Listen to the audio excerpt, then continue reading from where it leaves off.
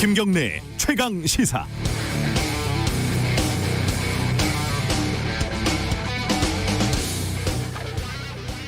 지난주 금요일에 중대재해기업처벌법이 국회를 통과했습니다. 아이러니한 것은 법 제정을 강하게 주장하던 정의당 의원들이 모두 기권표를 던졌고, 게다가 이 기권표를 던진 법의 이름은 중대재해기업처벌법이 아니라 중대재해처벌법이었다는 사실입니다. 뭐는 제외되고 뭐는 유예된 복잡한 이야기는 기업이라는 단어가 어느 순간 사라진 법 이름이 함축적으로 말을 해주는 것 같습니다. 영국에서 2007년에 제정된 산업재해 관련 법의 이름은 이렇습니다. Corporate Manslaughter and Corporate Homicide Act. 영어가 좀 어렵네요. 해석을 하면은 기업 과실치사 및 기업 살인법이죠.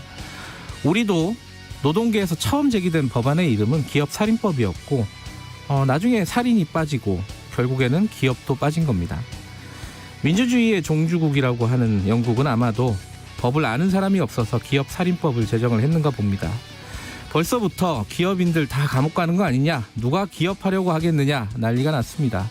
이 목소리들의 스피커는 당연히 일부 경제지 보수 언론들이죠.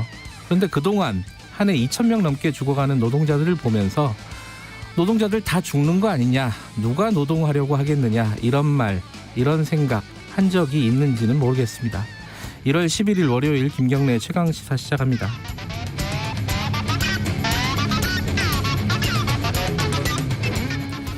김경래 최강시사는 유튜브 라이브 열려 있습니다. 실시간 방송 보실 수 있고요.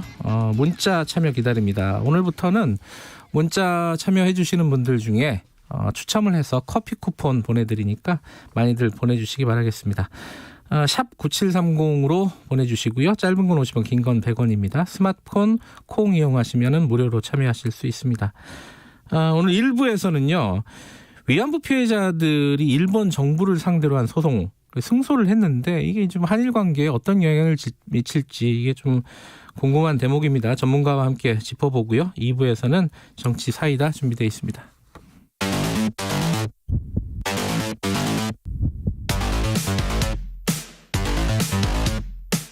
오늘 아침 가장 뜨거운 뉴스 언박싱. 네, 뉴스 언박싱 민동기 기자 나와 있습니다. 안녕하세요. 안녕하십니까. 김민아 시사평론가 나와 계십니다. 안녕하세요. 안녕하세요. 오늘까지는 좀 춥죠?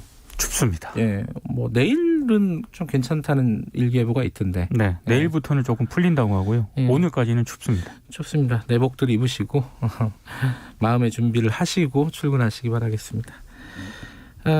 어디부터 가볼까요? 북한부터 가볼까요? 북한 김정은 위원장 지금 노동당 8차 대회 얘기가 처음에는 뭐 별 얘기 없었는데 오늘 신문은 굉장히 대대적으로 보도를 했더라고요. 어떤 내용 때문에 그런 거죠? 그러니까 어제 이제 그 노동신문이 보도한 내용 때문에 그런 것 같습니다. 네. 5년 만에 노동당 규약을 개정을 했는데요. 네. 국방력 강화를 목표로 명시를 했습니다. 이런 건 처음이고요. 핵무력 고도화를 국정 운영의 주된 방향으로 삼겠다, 이런 의지를 과시한 것으로 보이는데, 조 바이든 미국 행정부에 대해서도 언급을 했거든요. 적대시 정책 철회를 요구를 했고요. 그리고 바이든 미국 대통령 당선자를 겨냥을 해서 미국에서 누가 집권을 하든 미국이라는 실체와 대조선 정책의 본심은 절대로 변하지 않는다라고 언급을 했습니다. 네. 그러면서 중국, 러시아 등과의 관계 강화도 시사를 했는데요. 아무래도 좀 선제적으로 좀 이게 입장을 밝힌 것으로 풀이가 되고 있습니다. 핵 얘기를 뭐 많이 꺼냈다 이 얘기고, 첫 번째는. 그리고 또 미국에 대해서는 강대강, 선대선 뭐 이런 얘기. 강대강, 선대선은 무슨 말이에요 이게?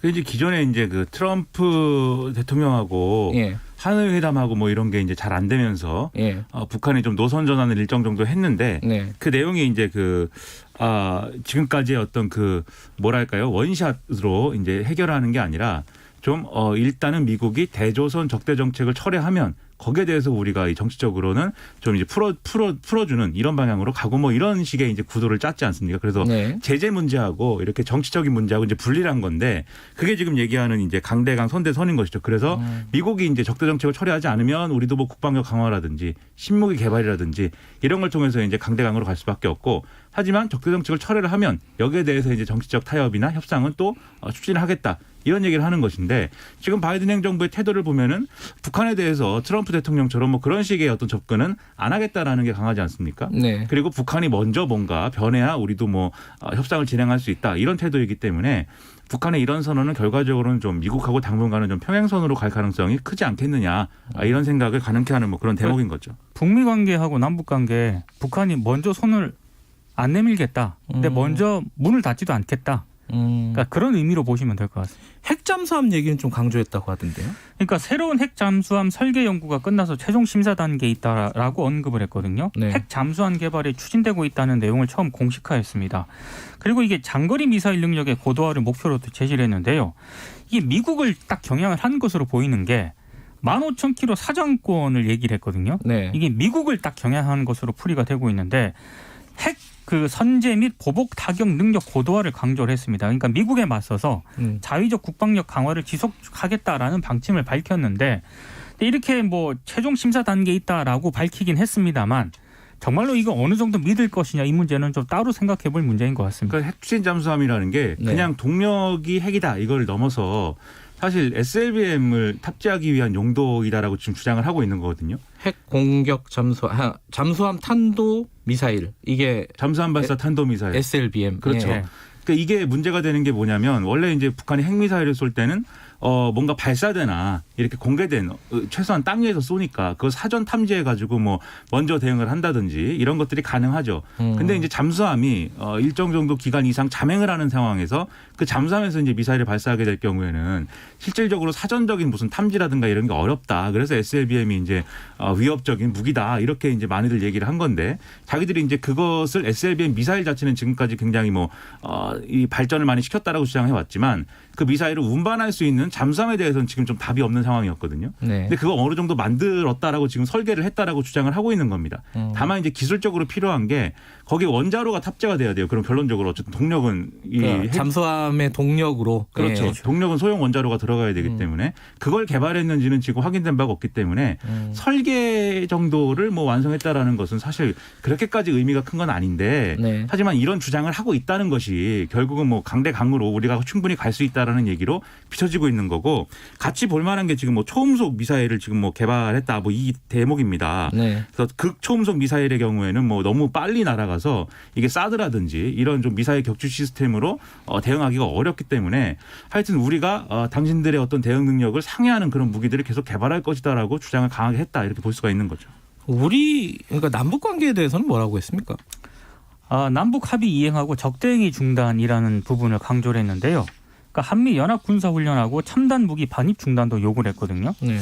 그러니까 이런 얘기를 했습니다. 그러니까 북한의 정당한 요구에 화답하는 만큼 북남 합의들을 이행하기 위해 움직이는 것만큼만 상대해줘야 한다 이렇게 얘기를 했는데 아무래도 이 한미 연합 군사 훈련이 3월에 예정이 되어 있거든요. 네. 만약에 우리 정부가 이걸 강행을 하게 되면은 북한이 이걸 빌미로 무력 시위에 나설 가능성도 있는 것으로 지금 풀이가 되고 있습니다. 이 전체적으로 보면은 그래서 이게 무슨 말이에요? 이게 해석을 하면은 이게 좀 통역기가 필요하잖아요. 항상 북한 말들은. 기존에 이제 하던 대로 한다라는 거죠. 기존에 하던 대로 한다. 기존의 스탠스를 유지를 하는데 예. 다만 지금 외부로 이제 문을 열거나 적극적으로 대외 정책을 하거나 뭐 이럴 수가 없는 조건이고 예. 지금 어쨌든 내부 결속이나 이런 거를 도모하는데 훨씬 더 방점이 찍혀 있는 것 같고요. 그래가지고 지금 이제 여러 가지 또 얘기가 나오는 게 지금 뭐 정무국을 뭐 비서국으로 바꾸고 뭐 이런 여러 가지 체제 변화를 얘기하지 않습니까? 그게 뭐냐면 어쨌든 지금까지는 김정은 위원장이 혼자 이제 위원장인 게 아니라 사실은 그 밑에 부위원장들이 있는 체제였거든요. 정무국 체제에서는. 예. 비서국으로 바뀌면서 이제 비서들로 이제 책임 비서들로 다 직함이 바뀌게 되는 건데 그러면 이 원래 정무국이라는 체제는 비서국으로 바뀌면 집행 성격이 강화되는 것이고 상대적으로 위상이 올라가는 게 정치국입니다. 근데 이제 그래서 정치국에 김여정이 포함되거나 할 경우에는 대외 전략이라든지 이런 거를 좀 더 강하게 추진할 수 있는 뭐 그런 대목이 되지 않겠는가 지금 판단을 했는데 지금 보도가 나오는 걸 보면은 김여정은 정치국 후보위원이 포함이 안 됐다는 거거든요. 그리고 김정은 위원장은 총비서라는 추가 직함을 지금 뭐 더 이제 부여받은 것으로 나오고 있고 네. 결론적으로는 김정은 체제를 강화하는 게 방점이 찍힌 뭐 당대회다. 그리고 대외 정책은 앞서 말씀드린 바와 같이 남들 하는 거 봐서 미국이 하는 거 봐서 남한이 하는 거 봐서 이제 행동하겠다 하는 이런 거 정도의 봐서? 얘기라고 보입니다. 근데 북한이 계속 대북 제재 완화를 국제사회에 요구를 해왔었거든요. 네. 근데 신년사 이런 걸 보면은 지금 제재 해제 완화 이런 거 이제 기대하지 않는다. 자력갱생 그래서 강조한 것 같고요. 네. 우리 남북 관계에 대해서도 문은 먼저 안 닫는데 먼저 손 안 내밀겠다 이런 의지를 좀 밝힌 것으로 보입니다. 네. 조금 전에 뭐 연합뉴스에서 속보를 보냈네요. 김정은이 북한 노동당 총비서로 추대됐다. 뭐 이 내용인데 관련된 내용은 저희들이 3부에서 좀 자세하게 전문가와 함께 짚어보도록 하겠습니다. 코로나 소식도 좀 알아보죠. 코로나가 주말 사이에 보니까 좋은 징조죠. 이게 조금 안정된 느낌이에요. 지금 몇 명까지 지금 내려가 있는 거죠? 그러니까 어제 0시 기준으로요. 예. 신규 확진자 수가 665명인데 예. 사흘 연속 600명대입니다. 그리고 지난 한 주 1일 평균 국내 발생 환자 수가 738.1명이거든요. 굉장히 좀 예전에 비해서는 전주에 비해서 상당히 줄어든 많이 줄었습니다. 상황이죠. 특히 예. 감염 재생산 지수 평균이요. 0.88로 나왔거든요. 네. 이게 지난해 10월 첫 주에 1.01회로 떨어진 이래로는 처음입니다. 그러니까 일단 지표상으로는 괜찮아진 그런 측면이 있습니다. 오늘 0시 기준으로는 아직 나오진 않았지만은 네. 그 비슷한 수준에서 그렇습니다. 조금 떨어질 가능성이 있다. 이렇게 지금 예측들을 하고 있는 거죠. 지금 이제 또 얘기가 나오는 게 이 종교 단체들 얘기들이 계속 나오고 있습니다. 그죠? 여러 가지 뭐 얘기 나오고 있는 곳이 어디죠? 그러니까 BTJ 열방센터라는 곳입니다. 여기가 이제 기독교 선교법인 전문인 국제선교단이 운영하는 수련 시설인데요. 네. 문제가 뭐냐면 지난해 11월 말부터 이곳을 방문한 사람들 가운데 30.7%만 검사를 받았다라고 해요. 네. 그러니까 연락을 피하거나 진단 검사를 거부하는 사람들이 그만큼 많다는 얘기인데 그래서 제2의 신천지 사태가 나는 것 아니냐 이렇게 우려하는 목소리가 나오고 있고요. 네. 경찰이 이 BTJ 열방센터를 압수수색을 해서 종교 집회 자료를 확보를 했고요. 네. 상주시 같은 경우에는 지금 폐쇄 행정 명령을 내린 그런 상황이거든요. 네. 심상치가 않습니다. 이쪽 분위기가. 그러니까 이분들이 종교계 내에서는 논란이 좀 있는 분들이죠. 아, 그래요? 예. 그렇습니다. 일단 이제 BTJ 열방센터의 BTJ라는 게 이제 뭐 예루살렘으로 돌아가자는 그런 뜻입니다. 네. Back to 예루살렘. 네. 아, 그런 거예요?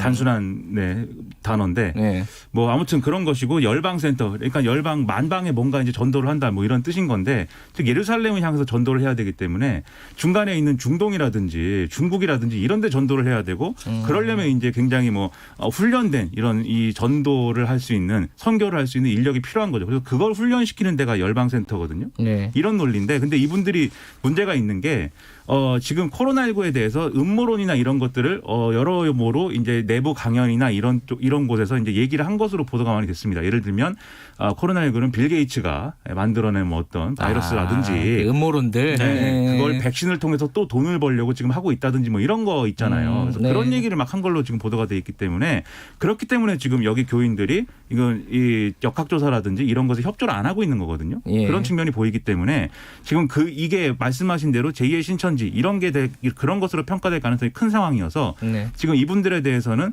그런 생각을 하지 말고 빨리 지금 방역 당국의 요구나 이런 것에 적극적으로 협조해 달라고 부탁을 해야 되는 그런 상황입니다. 지금 재난지원금 3차 지급이 시작이 됐잖아요. 네. 4차 지원금 얘기가 좀 정리가 됐습니까? 정치권에서 계속 나오고 있죠. 어디까지 나왔죠 지금? 그러니까 이낙연 대표가 어제 페이스북에 글을 하나 썼거든요. 네. 그러니까 이제 오늘부터 이제 3차 지원금이 지급이 되지 않습니까? 네. 근데 신속하고 유연하게 추가 지원 방안을 준비하겠다. 이게 왜냐하면 충분하지 못할 것이기 때문에 이런 글을 쓰면서 하겠다는 뜻이네요. 읽어보면은. 그렇죠. 네. 이제 4차 재난지원금을 좀 지급을 하겠다 이 말을 염두에 둔 것으로 보이는데 네. 근데 정부 입장은 아직은 시기상조다라고 얘기를 하고 있습니다. 홍남기 경제부총리가 어제 KBS에 나왔거든요. 네. 그러니까 4차 논의는 시기적으로 이르다. 정부 지원이 화수분이 아니기 때문에 피해 계층을 선별해서 집중적으로 지원하는 게 바람직하다 이렇게 얘기를 했는데요. 네. 근데 그러면서도 전제를 하나 달았습니다. 재정당국의 의견을 이야기하는 것이지만 그대로 돼야 하는 것은 아니다 이렇게 여지를 남겼는데 조선일보는 오늘 재밌는 제목을 달았더라고요. 결국은 홍두사미가 되지 않겠느냐. 이렇게 제목을 그러니까 홍남기 부총리 생각대로 안 갈 거다 이런. 그러니까 이런 항상 뜻이네요. 이렇게 제동을 걸었는데 결국에는 그대로 되지 않았다. 좀 우회적으로 비판을 한 것으로 보입니다. 이 선거를 앞두고 있어갖고 아마도 이게 좀 시끄러울 것 같아요, 그죠? 그렇죠. 야당 국민의힘과 그다음에 안철수 대표가 있는 이제 국민의당의 경우에는 이런 재난지원금 지급이 선거 전에 논의가 되는 것은 결국 이제 선거를 겨냥한 매표 행위고 포퓰리즘이다. 이런 주장을 막 하고 있는 것이고 네. 지금 이 논쟁 구도라는 게 여당 내에서는 뭐 정세균 총리랑 이재명 지사가 서로 논쟁을 하는 듯한 그런 뉴스들이 지난주에 나왔지만 여기에 유승민 전 의원이라든지 원희룡 도지사가 또 끼어들어가지고 이 재난지원금 문제를 정치적으로 굉장히 풀리고 있는 상황이거든요. 네. 그렇기 때문에 이게 정쟁처럼 흘러가고 있고 여기에 더해서 야당이 공격하는 게 이 선거 전에 백신 접종이 시작되면 그것도 이제 정치적으로 이용될 것이다. 뭐 이런 주장입니다. 그런데 이 시사평론가 입장에서는 그러면 재난지원금이나 백신 접종이 현실적으로 필요한데 선거에 영향을 끼칠 우려가 있고 뭐 오해가 소지가 있으니까 그 뒤로 미뤄야 되는 것인가 이건 좀 의문인 거거든요. 그래서 재난지원금이든 뭐 백신이든 필요한가를 우선적으로 이제 논의를 할 때 사실 필요하다는 결론을 내릴 수 있지 않겠습니까? 지금 국민의 피해가 심각한데 네. 그 점에서 정치권이 생산적으로 논의를 하면 뭐 시사평론가 입장에서는 네, 뭐 평론하기가 좋은데 그렇지 않아서 좀 유감이네요. 야당도 아예 하지 말자는 뜻은 아니에요, 그죠? 잘 그렇죠. 보면은 네. 이게 선거용으로 이용하지 말라는 건데 참 어려운 얘기죠. 선거 앞두고 있으니까. 정치권 얘기 나온 김에 하나만 좀 얘기해 볼까요? 그 오세훈 전 서울시장하고 안철수 국민의당 대표하고 만났다고요? 만난다고 만납니다. 합니다. 아, 네. 만난 거예요? 이번 주에. 네. 이번 주 중에 비공개 회동을 한다. 다들 안철수 대표를 한 번씩 만나네요. 그렇죠. 안철수 대표가 여러 사람을 만나고 있는데 지금 네. 또 보도가 나온 게 김동길 연세대 명예교수를 만나서 새해 인사를 했다. 이 보도입니다. 근데 김동길 명예교수가 과거에는 나름대로 이제 유명인이고 이게 뭡니까라는 유행어를 탄생시킨 기억나네요. 네. 이게 뭡니까? 그리고 이제 특유의 코스형과 나비 넥타이로 예. 이제 좀 그런 유명한 분이었는데 최근에는 이제 좀 뭐랄까요 극우적인 행보 이런 것으로 많이 이제 좀 비판을 받고 있는 그런 분인데 네. 굳이 만나서 사진 찍고 새해 인사를 나눴고 뭐 이런 얘기를 이제 자기가 홍보를 했단 말이죠 안철수 대표가. 예. 그러다 보니까 조선일보는 이렇게 썼습니다. 지금 안철수 대표가 중도층에서 높은 관심을 얻고 있기 때문에 확장성을 위해서 자신과 충돌했던 우파 인사들을 집중적으로 만나고 있다. 이렇게 보도를 했는데 뒤집어 얘기하면 이제 안철수 대표가 앞으로 이제 어디서 표를 얻을 것이고 어느 방향으로 간다라는 게 좀 드러난 행보인데 도움이 될까? 저는 잘 모르겠습니다.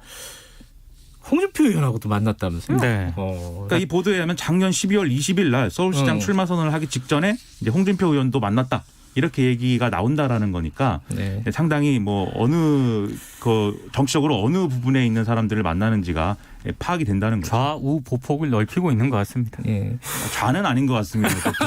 우우 쪽으로 많이 이제 넓히는 것 같아요. 이게 선거 국면이 보면 지금도 제가 볼 때는 아직 초기예요, 그죠? 네, 아직 초기입니다, 시작 안 했다고 초기. 봐야죠. 네. 어떻게 될지 잘 모르는 거고 지켜보도록 하죠. 오늘 여기까지 듣죠. 고맙습니다. 고맙습니다. 뉴스 언박싱 민동기 기자 그리고 김민아 시사평론가였습니다. 김경래의 최강 시사 듣고 계시고요. 지금 시각은 7시 38분 향해 가고 있습니다. 오늘도 강추위가 이어지고 있습니다. 여전히 중부지방과 전라북도, 경상북도 지역을 중심으로 한파특보가 내려져 있고 이 지역들은 대부분 영하 10도 안팎의 기온을 보이고 있고요. 경기도나 강원도, 충청북도 북부, 경상북도 일부 지역에서는 영하 15도 안팎의 낮은 기온을 보이고 있습니다.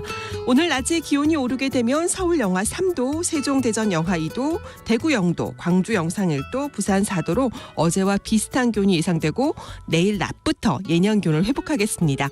오늘은 전반적으로 구름 양이 많겠고 제주도 지방은 아침부터 다시 비나 눈이 시작되겠습니다. 대설특보가 풀린 울릉도 독도 지역도 오후부터는 다시 눈 예보가 있고요. 밤이 되면 충청남도 서해안과 전라도 서부 지역을 중심으로 눈 소식이 있겠습니다. 지금 서울 기온은 영하 9도입니다. 지금까지 날씨정보 윤지수입니다. 다음은 이 시각 교통 상황 알아보겠습니다. KBS 교통정보센터의 김은아 씨입니다. 네, 도로 살얼음이 언 곳이 있어 안전운전 해주셔야겠습니다. 경부고속도로 서울 방향 기흥동탄 2차로에서 사고가 났는데요. 신갈분기점에서는 고장난 차까지 처리하면서 일대 9km 정체됩니다. 신탄진과 안성분기점 진출로에서도 화물차 고장 처리하고 있습니다. 제2경인고속도로 성남 방향 문학부터 서창분기점까지 밀리는 가운데 서창분기점 진출로 2차로에서 화물차 고장 처리하고 있습니다. KBS 교통정보센터였습니다. 최강 시사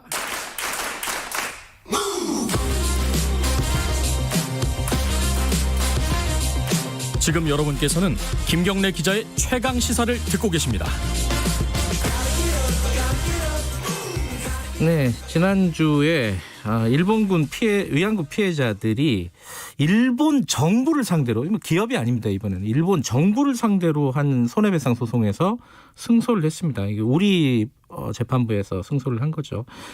이게 이제 일본 쪽에서는 이거 국제법 위반이다 이렇게 계속 주장을 하고 있는 건데, 이게 한일 관계가 앞으로 좀 어떻게 될지 이걸 좀 짚어보도록 하겠습니다. 성공회대 일본학과 양규호 교수님 연결되어 있습니다. 안녕하세요. 네, 안녕하세요. 네, 이번 판결이 특별한 의미를 가지는 게 어떤 지점인지 먼저 좀 설명을 해주시죠.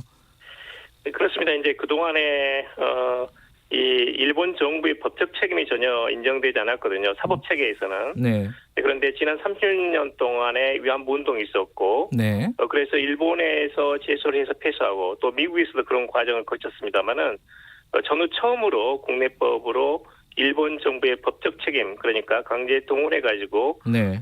비인도적인 범죄 행위에 대해서 사법부가 일본 정부의 손해배상 책임이 있다. 개인에게 1억 원씩 지급하라. 이런 그 판결을 내린 것이 큰 의미가 있습니다. 이번에 그러면 승소를 하신 분들은 한 몇 분이나 되세요?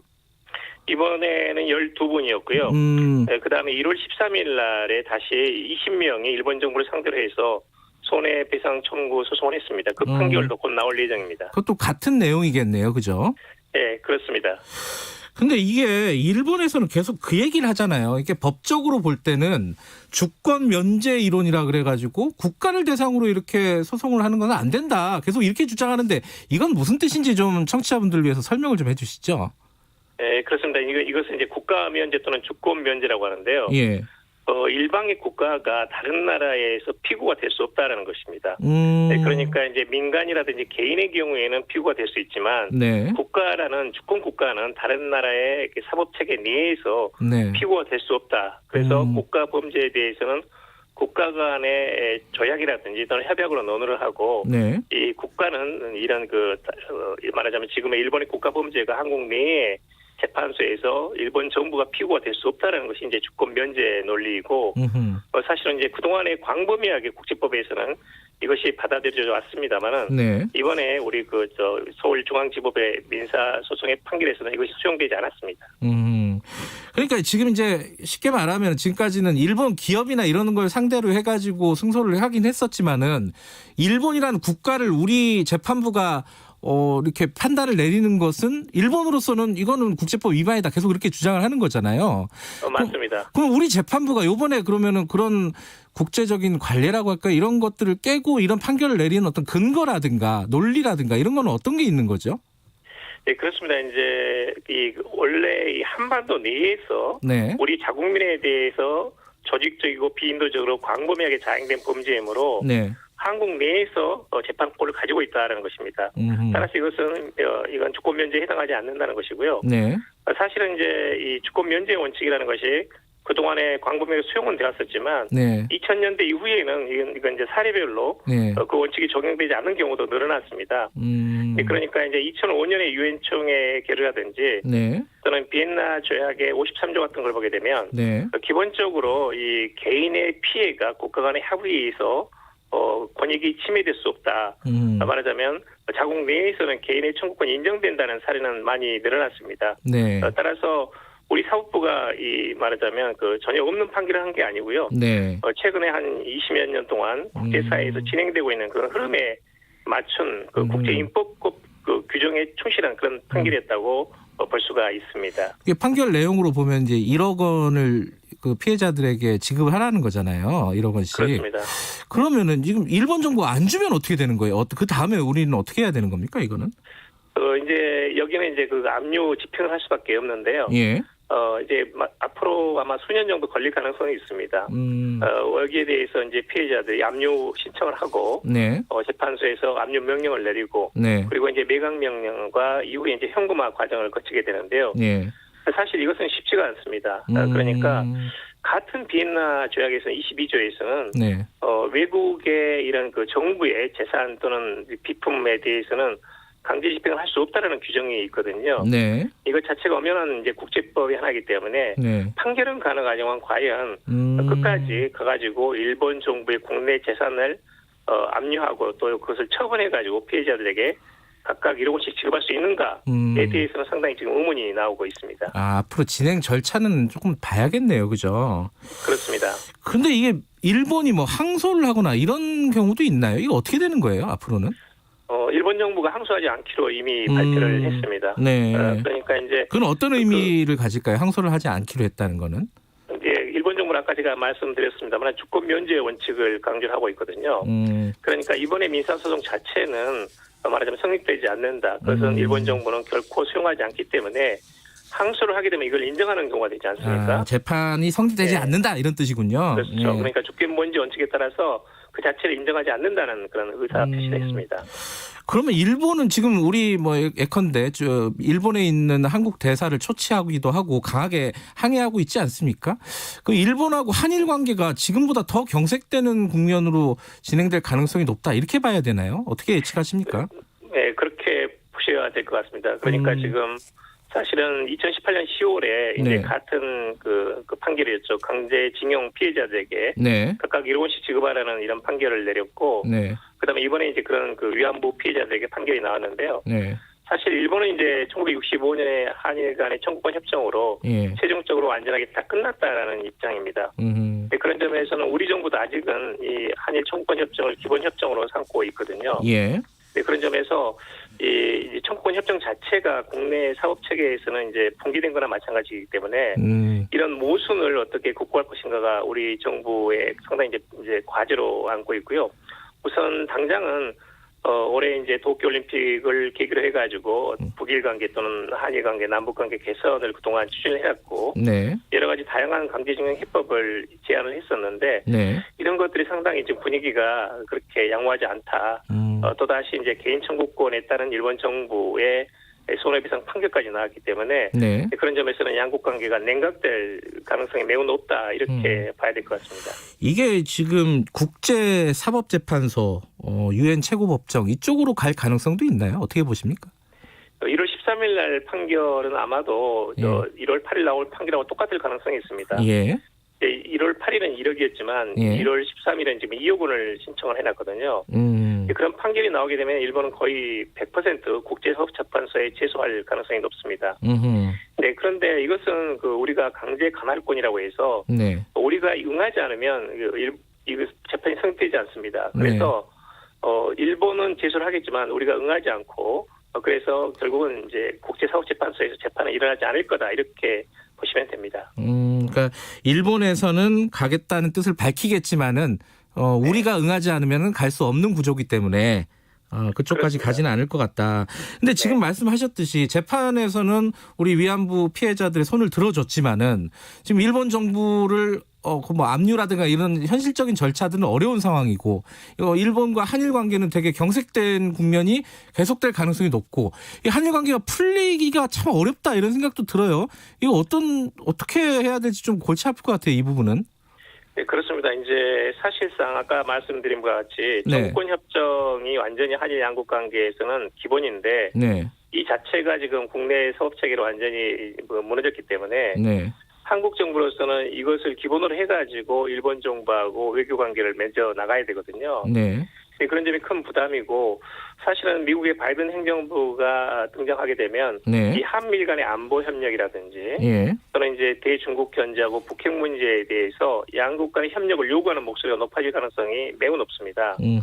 그런 점에서 어떻게든 이 역사 쟁점이 이런 동북아의 현재 그 아주 엄중한 그 국제정치 상황에서 큰 갈등이 되지 않도록 이렇게 관리를 해 나가야 되거든요. 사실은 이제 그것은 뭐 어제 오늘 일이 아니고 한일 간에 항상 역사 쟁점이나 갈등이 있습니다. 그것을 지금까지 잘 관리를 해왔고 약간 어렵기는 하지만 지금까지 여러 가지 지혜와 여러 가지 경험을 토대로 해가지고 양국 관계를 관리해 나가야 됩니다. 우리 정부도 노력해야 되지만 일본 정부도 기본적으로 2015년 12월에 위안부 합의에서 아베 수상이 통제하게 사죄에 반성한다는 그런 문구가 있으니까요. 일본 정부도 그런 원점에 반드시 되돌아가야 된다. 사죄하고 기본적으로 보상하는 그런 자세가 마련돼야 된다는 겁니다. 근데 지금 스가 내각이요. 그런 어떤 지금 말씀하신 사죄라든가 어떤 방향 전환 이런 것들을 기대할 만한 상황입니까? 어떻게 예측하세요? 지금은 거의 어렵다고 봅니다. 이제 그래요. 사실 이제 역사 갈등으로 인해 가지고 일본 국내에서 역사 필요 현상이라고 하는데요. 네. 계속 이제 강제징용 문제라든지 위안부 문제 또는 소녀상 문제를 해가지고 일본 국민이 상당히 이제 한국에 대해서 불만을 품고 있는 것도 사실이고 또 일본의 우파 정치인들이 이것을 악용해가지고 네. 국내 포퓰리즘으로 한국 때리기를 해온 것도 사실이거든요. 네. 네, 그런 점에서는 이 상황 이 전개 자체를 바꾸기는 매우 어렵습니다. 네, 그럼에도 불구하고 일본도 도쿄 올림픽에 앞두고 있고 네. 또 국제사법재판소로 가져가지고 이 문제를 키우게 되면 결국은 일본이 손해입니다. 이 위안부 문제라는 것은 결국은 일본이 손해보는 구조로 돼 있거든요. 네, 그런 점에서는 이것을 어떻게 관리할 것인가, 갈등을 키우지 않고 어떻게든 이 문제 해법을 도출할 것인가에 대해서는 네. 일본 측도 한국 측도 관심을 가지고 있기 때문에 네. 조금 더 앞으로 추이를 보면서 이렇게 관망을 해봐야 될 것 같습니다. 일본에서도 이 판결을 뭐 아주 크게 보도하고 그런가요? 어떻습니까? 분위기가 일본 내 분위기는? 네, 굉장히 크게 보도를 하고 있고요. 그래요. 네, 하나는 이제 한국 사법부가 국가면제, 주권면제 원칙을 지키지 않았다는 점에서 굉장히 비판적입니다. 그리고 이제 한일 관계가 굉장히 악화될 것이다. 네. 그리고 한국이 이런 청구권 협정, 위안부 합의로 다 끝냈음에도 불구하고 사법부를 통해 가지고 두 번, 세 번 문제를 제기하는 것에 대해서 이해하기 어렵다라는 일본 국민들의 불만이 있는 것도 역시 사실입니다. 그래요. 근데 지금 그 2015년 합의 같은 경우에 그 이후에 마련된 기금이 있지 않습니까? 네. 그거를 요번에 그 이런 어떤 그 손해배상 이런 데 활용할 수 있는 그런 방법을 또 얘기하는 쪽이 있더라고요. 이건 어떻게 보세요? 현실적이라고 보세요? 그것은 글쎄 저는 현실적이지 않다고 봅니다. 왜냐하면 이제 그 100억 원 정도를 이제 화해치유재단에서 피해자들에 지급을 해왔고 네. 지금 약 43억 원 정도가 남아 있거든요. 네. 그러니까 이제 그 돈을 지금 일본 정부가 배상해야 되는 1억 원씩의 돈으로 충당하자는 이야기도 나오고 있는데요. 네. 사실은 그건 적절하지 않습니다. 왜냐하면 이 지금 소송을 추진해왔던 피해자들하고 원고단이 네. 2015년 12월 합의에서는 일본 정부가 법적 책임을 인정하지 않았기 때문에 네. 네, 그리고 나서는 소송이 본격화된 것이거든요. 네. 그러니까 그 돈을 받는 다음에 이것은 앞뒤가 바뀐 거죠. 본인이 지금 이야기를 한 것하고 앞뒤가 맞지 않는 겁니다. 네. 네, 그런 점에서는 일본 정부의 진정한 사죄가 없는 한은 절대 화해치유재단 이미 자체 해산이 되고요. 네. 이사회도 없습니다. 그런 점에서는 돈을 지급할 수 있는 그 조직 자체가 없다 이렇게 보시면 되고 네. 현실적인 국민 정서나 피해자들의 어떤 그 마음으로도 그 방법은 적절하지 않다라는 생각입니다. 알겠습니다. 지금 뭐 무역 갈등도 아직 완전히 해소되지 않은 상황에서 지금 한일 관계가 어떻게 진행이 될지 이건 좀 걱정이네요. 여기까지 듣죠. 고맙습니다. 네, 감사합니다. 성공회대 일본학과 양규호 교수님이었습니다. 김경래 최강시사 1부는 여기까지 하죠. 잠시 후 2부에서는요. 정치 사이다 민주당 박성민 최고위원, 국민의힘 이준석 전 최고위원과 만나보겠습니다. 김수민의 눈도 준비되어 있습니다. 잠시 후 8시에 돌아옵니다.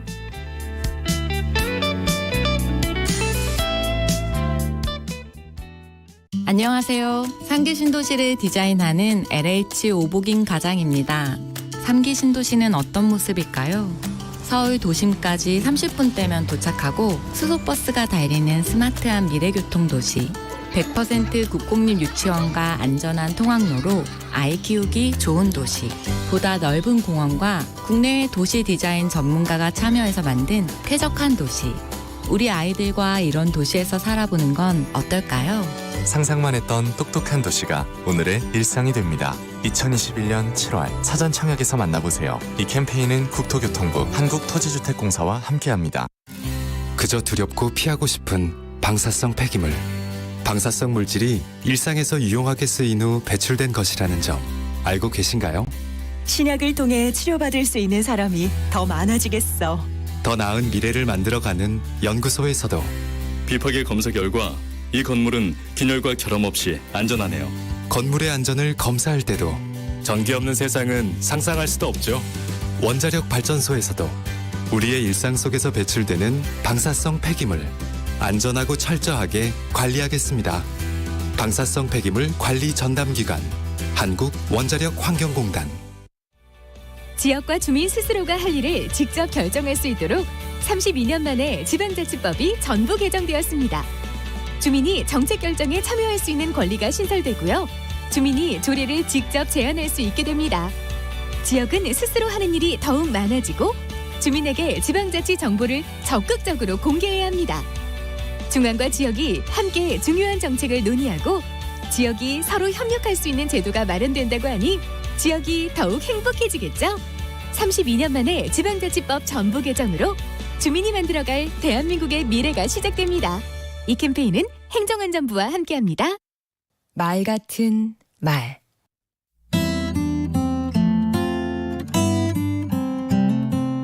안녕하세요. 강원국입니다. 대기업 비서실에서 일할 때 저와 회장 사이에 세 분의 상사가 있었습니다.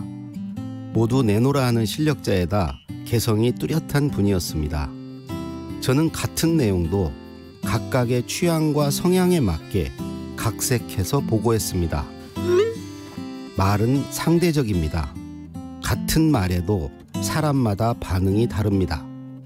제가 모신 어느 상사는 느슨한 보고를 싫어합니다. 보고는 짧고 밀도가 있어야 한다는 게 철칙입니다. 이분 방에 보고하러 들어갈 때에는 인사도 생략해야 합니다. 보고는 절대 3분을 넘기면 안 됩니다. 자칫 농담이라도 할라 치면 당신 그렇게 한가해요? 핀잔이 돌아옵니다. 이에 반해 또 다른 상사는 결론부터 보고하는 걸 싫어합니다. 왜 그렇게 사람이 급해? 이리 앉아봐 하고는 어떻게 지내는지, 요즘 회사 분위기는 어떤지 이것저것 묻습니다. 이분에게 보고하러 갈 때는 정작 보고 내용보다 이분이 관심 가질 만한 여담거리를 많이 준비하는 게 중요합니다. 여담이 재미있으면 본론은 그냥 통과되니까요. 사람은 모두 다릅니다. 보수적인 사람에게 새롭게 도전하자는 말은 잘 먹히지 않습니다. 대신 이런 핀잔이 돌아오죠. 회사를 말아먹으려고 작정했구먼. 나는 뭐 그런 생각 없어서 안 하는 줄 알아? 현실적인 사람에게 이상적인 청사진을 그리면 지금 무슨 잠꼬대 같은 소리야? 당신 제정신이야? 이런 소리를 듣기 십상입니다. 또 명분을 중시하는 사람에게 이익을 강조하면 속물 취급을 당할 수도 있고요. 우리는 무슨 말을 어떻게 할지는 충분히 고민합니다. 그러나 그 말을 어떤 사람이 듣는지, 그가 무엇을 기대하는지는 뒷전인 경우가 많습니다. 사실 이게 가장 중요한데 말이죠. 아하. 말은 내가 하는 것이니 내 것이라고 착각해서는 안 됩니다. 말은 하기 직전까지만 내 것입니다. 강원국의 말 같은 말이었습니다.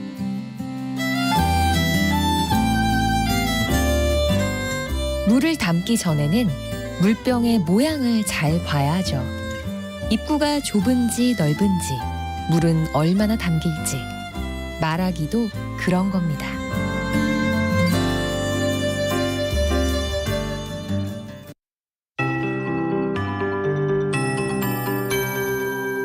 KBS 58분 날씨.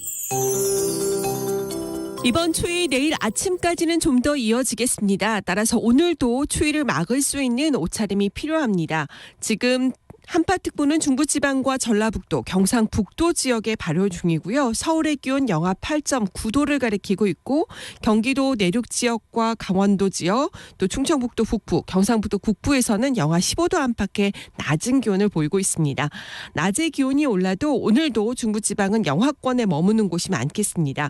오늘 예상되는 낮 최고 기온 영하 4도에서 영상 4도의 분포가 되겠고요.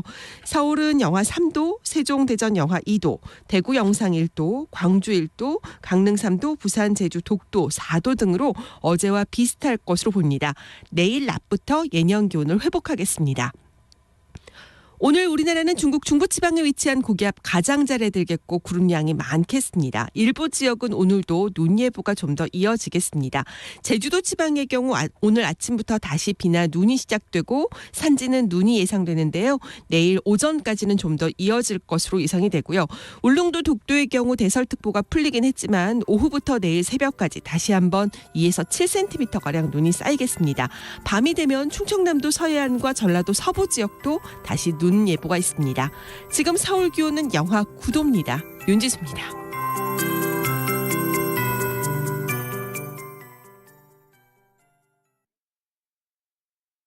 정성을 다하는 국민의 방송 KBS가 8시를 알려드립니다. AM 711kHz, FM 97.3MHz, KBS 1라디오입니다. HLKA.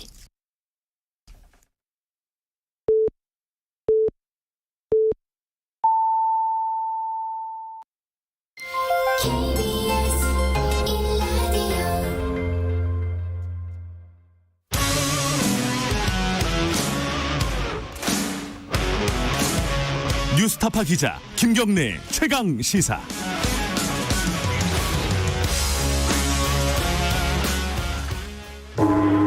최강 시사 정치 사이다.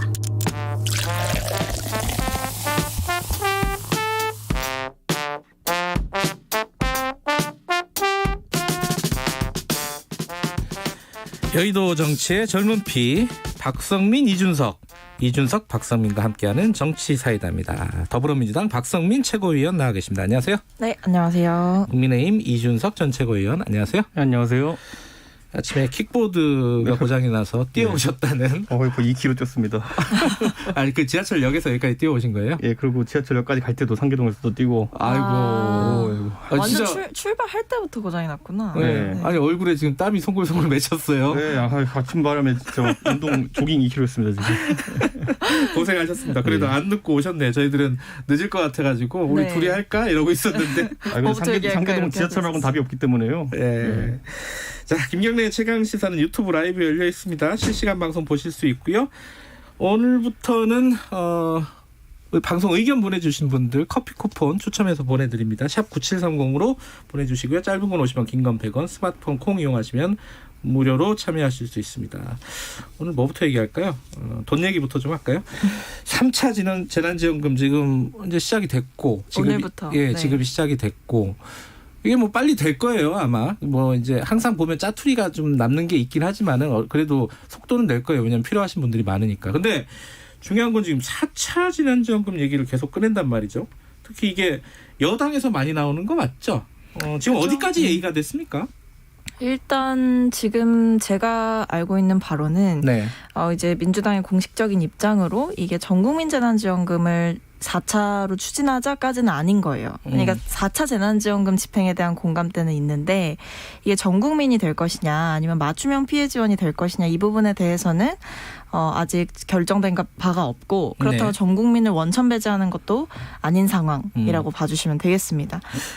그게 대략 선거 전 국민이 됐든 뭐 맞춤 지원이 됐든 선거 전에 한다는 거죠?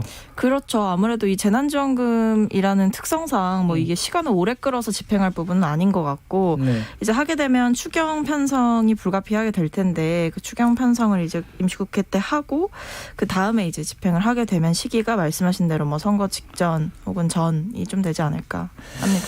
이 야당 입장에서는 좀 난감하잖아요. 이게 왜냐면은 그렇다고 주지 말자고 할 수는 없는 노릇이고 선거용이라고 얘기를 해봤자 어차피 줄 건 주는 거고 어떻게 지금 입장을 어떻게 정리하고 계세요? 저는 처음에 이제 총선 때 이제 1차 재난지원금 때문에 상당히 단추가 잘못 끼어진 측면이 있다 저는 이렇게 보고요. 사실 저는 이미 이제 두 가지입니다. 결국 주는 애 많으냐의 문제는 넘어서 가지고 어떻게 주느냐의 문제로 넘어간다 저는 이렇게 보고요. 최근에 보면 뭐 헬스장도 그렇지만은 여러 자영업자들의 이제 사실 아우성이 지금 나오고 있거든요. 그런 상황 속에서 재난지원금을 이제 보편적 방식으로 지급하자는 이재명 지사 등의 주장에 대해 가지고 사실 정세균 총리 같은 분들도 사실 좀 약간 반감을 가지고 있는 그런 모양새인데 전 전체적으로 이제는 어떻게 하면은 가장 효율적인 지원할 수 있는지 여기에 대한 논의가 모아져야 되지 않을까 이런 생각을 하고 만약에 이제 모든 이제 보편적 지급이라는 또 방법을 취한다고 한다면은 그건 또 선거와 연관이 있을 수밖에 없다라는 판단을 할 수밖에 없습니다. 그렇기 때문에 그 부분은 좀 조심스러울 것 같습니다. 그래서 이제 야당은 어떻게 하자는 건지 이게 좀 입장이 좀 애매모호한 것 같아요. 저희 같은 경우는 기본적으로 자영업자들에 대한 선별적 지원이 우선이다라고 보고 있는 거고요. 선별적 지원이 우선이다. 그렇죠. 가장 어려운 분들에게 혜택이 갈 수 있게 하는 것이 재난지원금입니다. 재난이 닥친 분, 예를 들어 홍수가 나면은 홍수로 집이 떠내려가신 분들에게 지원을 하는 게 재난지원이거든요. 네. 예를 들어 그런데 지금 코로나 때문에 소득이 줄어든 분도 있지만은 전혀 줄지 않은 분도 있습니다. 예를 들어 공무원이라든지 일부 화이트 칼라 같은 경우에는 소득이 줄지 않은 경우도 있어요. 이분들에게 가는 것이 재난지원금이겠습니까? 아니죠. 그러니까 저는 그런 부분에 있어가지고 1차 재난지원금 때는 그래도 이제 처음 시행해 보는 거니까 뭐 어떻게 경기를 활성화시키기 위해 가지고 이렇게 다 준다 또는 그래 가지고 선순환 구조를 만든다 뭐 이런 논리가 먹혔을지 모르지만은 실제로 해보니까 그게 선순환이 안 되잖아요. 그렇기 때문에 저는 이제 그런 논리로 다시 한번 이제 전 국민 지급을 이제 과도하게 하는 거는 재정 상황이 허락하지 않는다. 이거는 제 의견이 아니라 홍남기 부총리 의견입니다. 그렇기 때문에 사실 이게 야당에서는 어려운 메시지입니다. 그렇죠. 왜냐하면은 이게 여론조사로 절대 하면 안 되는 것들이 있거든요.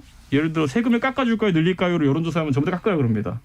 돈 받을래요, 말래요 그럼 다 받는다 그럽니다. 네. 그러니까 이런 건 여론조사에 의존할 것이 아니라 결국에는 장기적으로 국가의 어쨌든 재정 상황이나 이런 걸 보고 합리적인 판단을 해야 될 겁니다.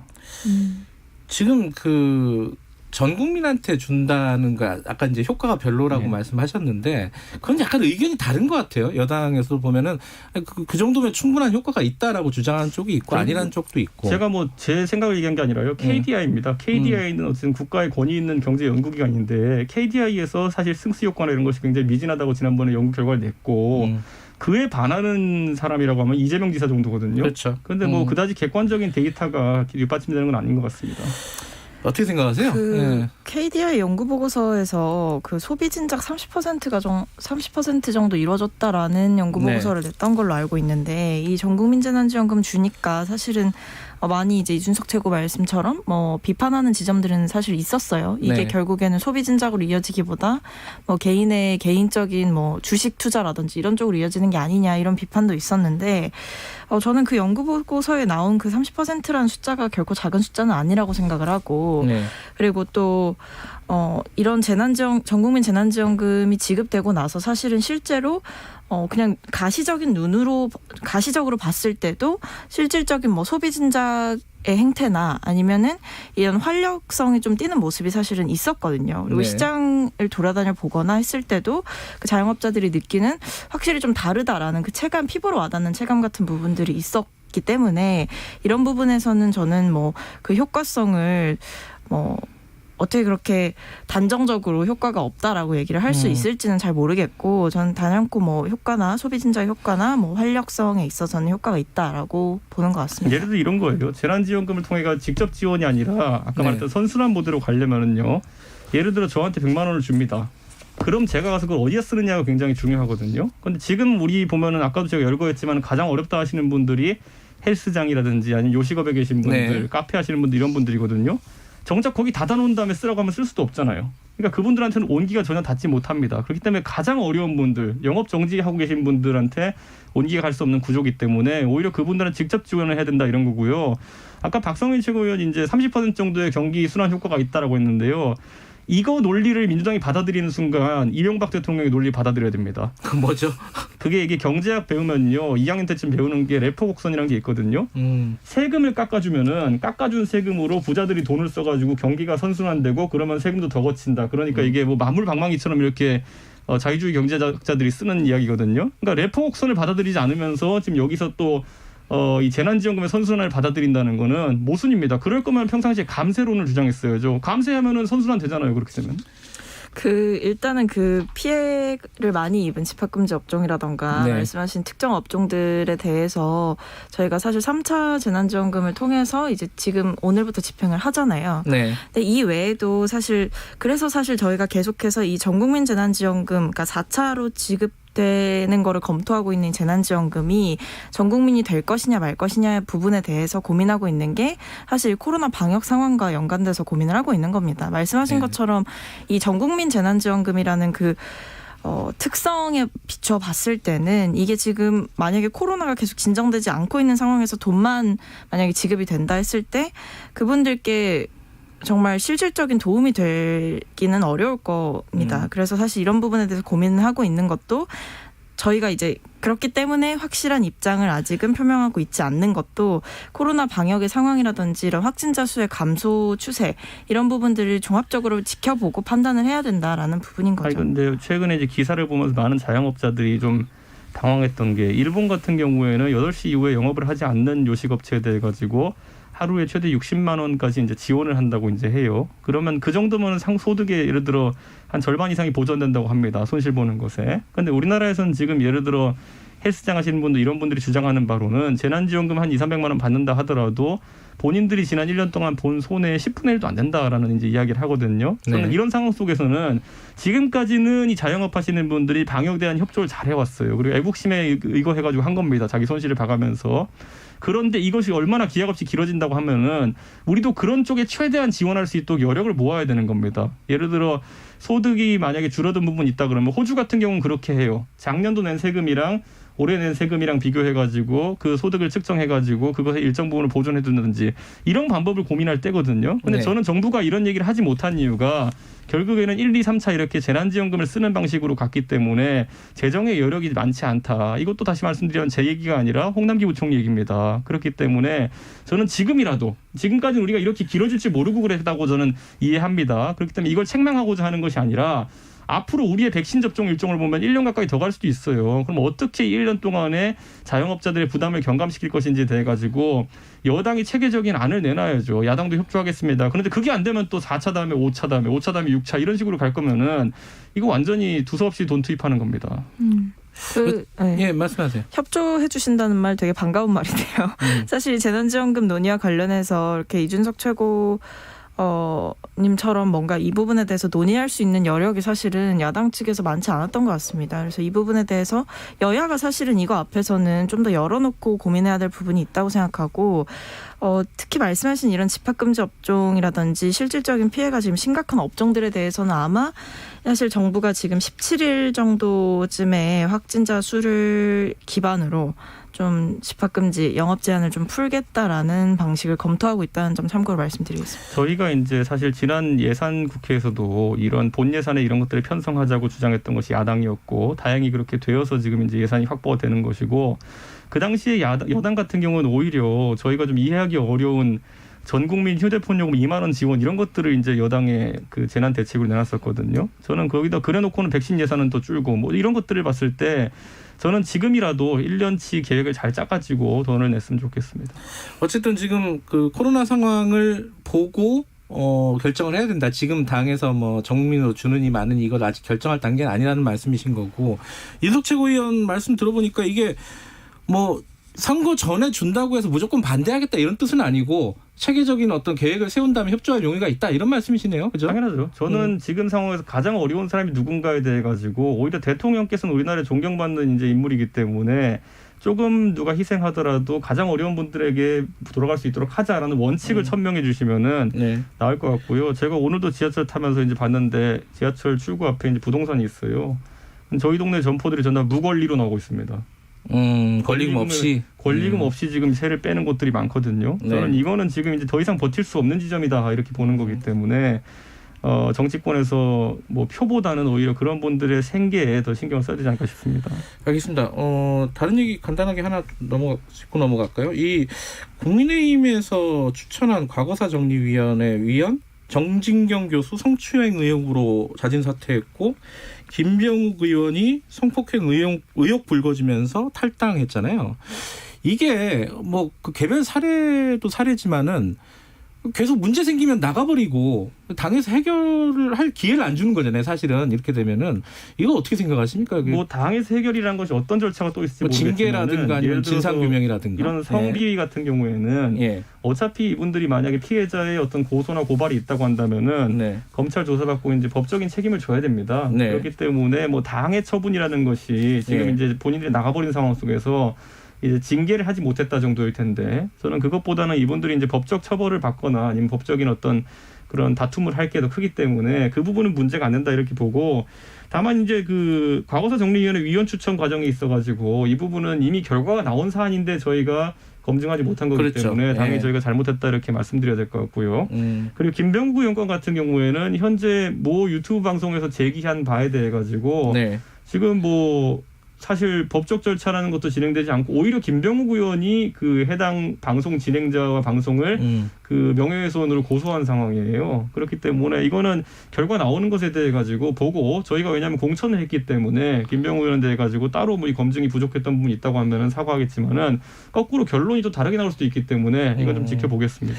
어떻게 보세요, 박성민 최고위원은? 그 말씀하신 것처럼 계속 이 탈당이 좀 이어지고 있는 것 같아요. 뭐 성비뿐만 아니라 이제 박덕흠 의원부터 시작해서 전복민 의원 그리고 최근에 이제 탈당하셨잖아요. 전복민 의원 같은 경우는. 네. 그리고 그다음에 김병욱 의원까지 이번에 이제 탈당을 바로 했는데 물론 이제 당이 사법기관이 아니기 때문에 할 수 있는 절차가 한계가 있다라는 부분에 대해서는 저희도 뭐 여야 할 것 없이 똑같은 상황이죠. 근데 뭔가 이제 당 차원에서의 공식 입장이라든지 뭐 최소한의 사과라든지 이런 기본적인 조치가 좀 부족하지 않나라는 생각은 듭니다. 그러니까 왜냐하면 실제로 박덕흠 의원 같은 경우에도 굉장히 논란이 심각했었고 뭐 여러 가지 언론 보도까지 포함해서 구체적인 이제 근거가 나왔음에도 불구하고 사실 그때 좀 지지부진하게 뭐 이분에 대한 처분이나 논의가 좀 이어지지 않았던 부분이 있었고 전북민 의원뿐만 아니라 뭐 김병욱 의원도 마찬가지고 저는 이 정진경 그 위원 있잖아요. 네.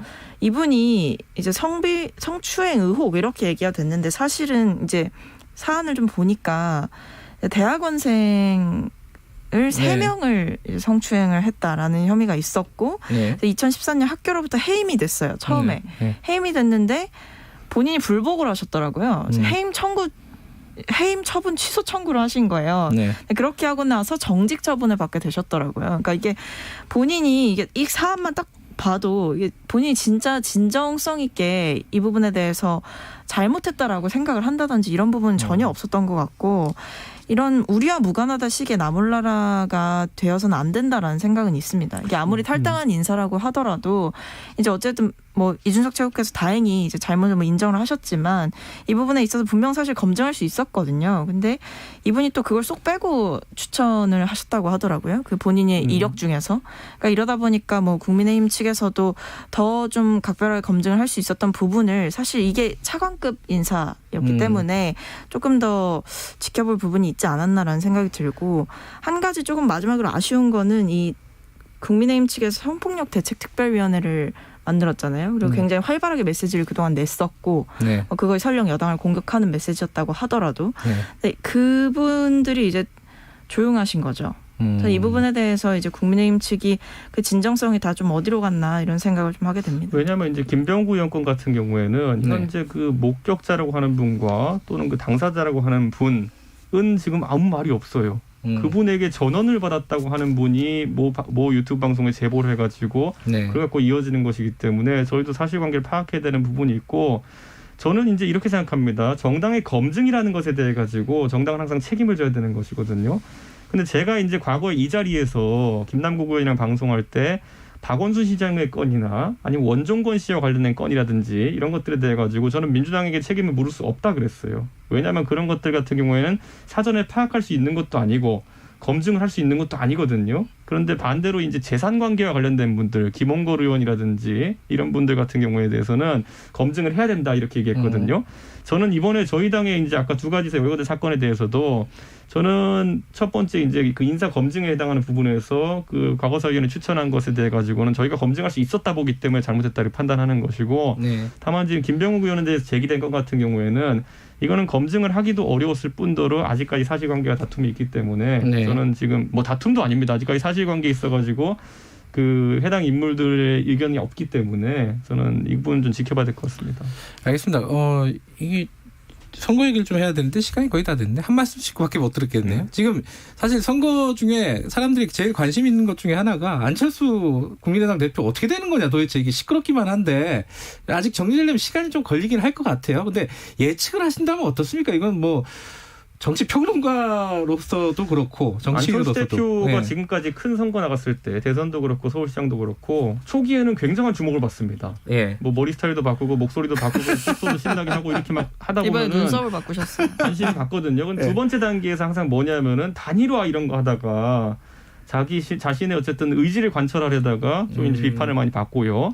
세 번째로 본선거에 독자 후보로 돌입해가지고 나중에 TV 토론하면서 약간 좀 안타까운 결과가 났습니다. 그런 것처럼 그게 안철수 후보의 지금까지 패턴이었는데 이번엔 좀 달라진 모습을 보여줄지. 왜냐하면 지금 단일화 과정에 있어가지고 안철수 대표의 메시지가 국민의힘으로 들어가면 내가 표 떨어진다 뭐 이런 얘기를 하고 있는 거거든요. 네. 그게 과연 단일화를 하고 싶은 사람의 그 언행인지에 대해 가지고 저는 약간 의구심이 있습니다.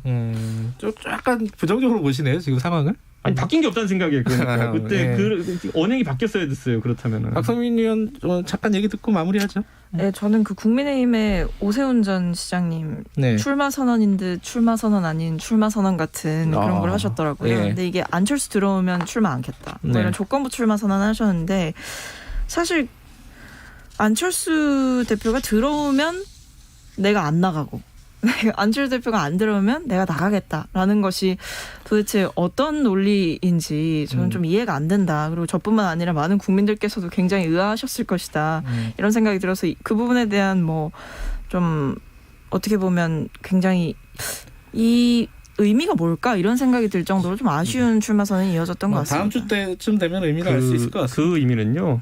그 오세훈 시장은요. 안철수 대표가 변하지 않았다에 속된 말로 배팅하고 있는 겁니다. 결국 17일이라고 제시한 데드라인까지 안철수 대표가 이리저리 하면서 이제 시간을 끌 것이다 이렇게 보는 겁니다. 알겠습니다. 여기까지 듣죠. 고맙습니다. 네, 감사합니다. 감사합니다. 정치사이다 박성민 더불어민주당 최고위원, 이준석 국민의힘 전 최고위원이었습니다. 공정하고 깊이 있게 오늘 하루 이슈의 중심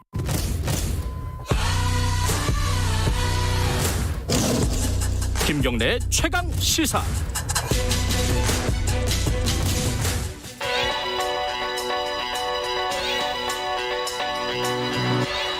최강 시사 김수민의 눈. 네, 김수민 평론가 나와 계십니다. 안녕하세요. 네, 반갑습니다. 오늘은 부산 청취자분들이 약간 귀를 쫑긋 세우고 들으실 만한 얘기입니다. 이 서울시장 얘기는 많이 하는데 부산시장 얘기는 상대적으로는 좀 적어요, 그죠? 네, 그렇습니다만 부산이 국민의힘의 전통적 강세 지역인 동시에 민주당의 영남 지역에서는 조직이 가장 강하고 그렇죠. 문 대통령의 정치적 기반이기도 하기 때문에 재밌는 선거가 될 수도 있다고 생각을 하고요. 서울시장 선거에도 영향을 끼칠 거고 내년 지방선거로 바로 결과가 이어질 수 있기 때문에 양측이 물러서지 않는 승부가 될 것 같아서 준비를 해왔습니다. 판세는 좀 어떤가요? 네, 얼마 전에 그 KBS 부산이랑 부산 MBC에서 만 18세 이상 부산 시민 1,007명, 표본으로는 1,000명이고요. 1월 2일부터 3일까지 유선 면접 20%, 무선 면접 80%로 조사를 했습니다. 응답률 11.9%에 표본 오차는 95% 신뢰 수준에 플러스 마이너스 3.1%포인트인데요.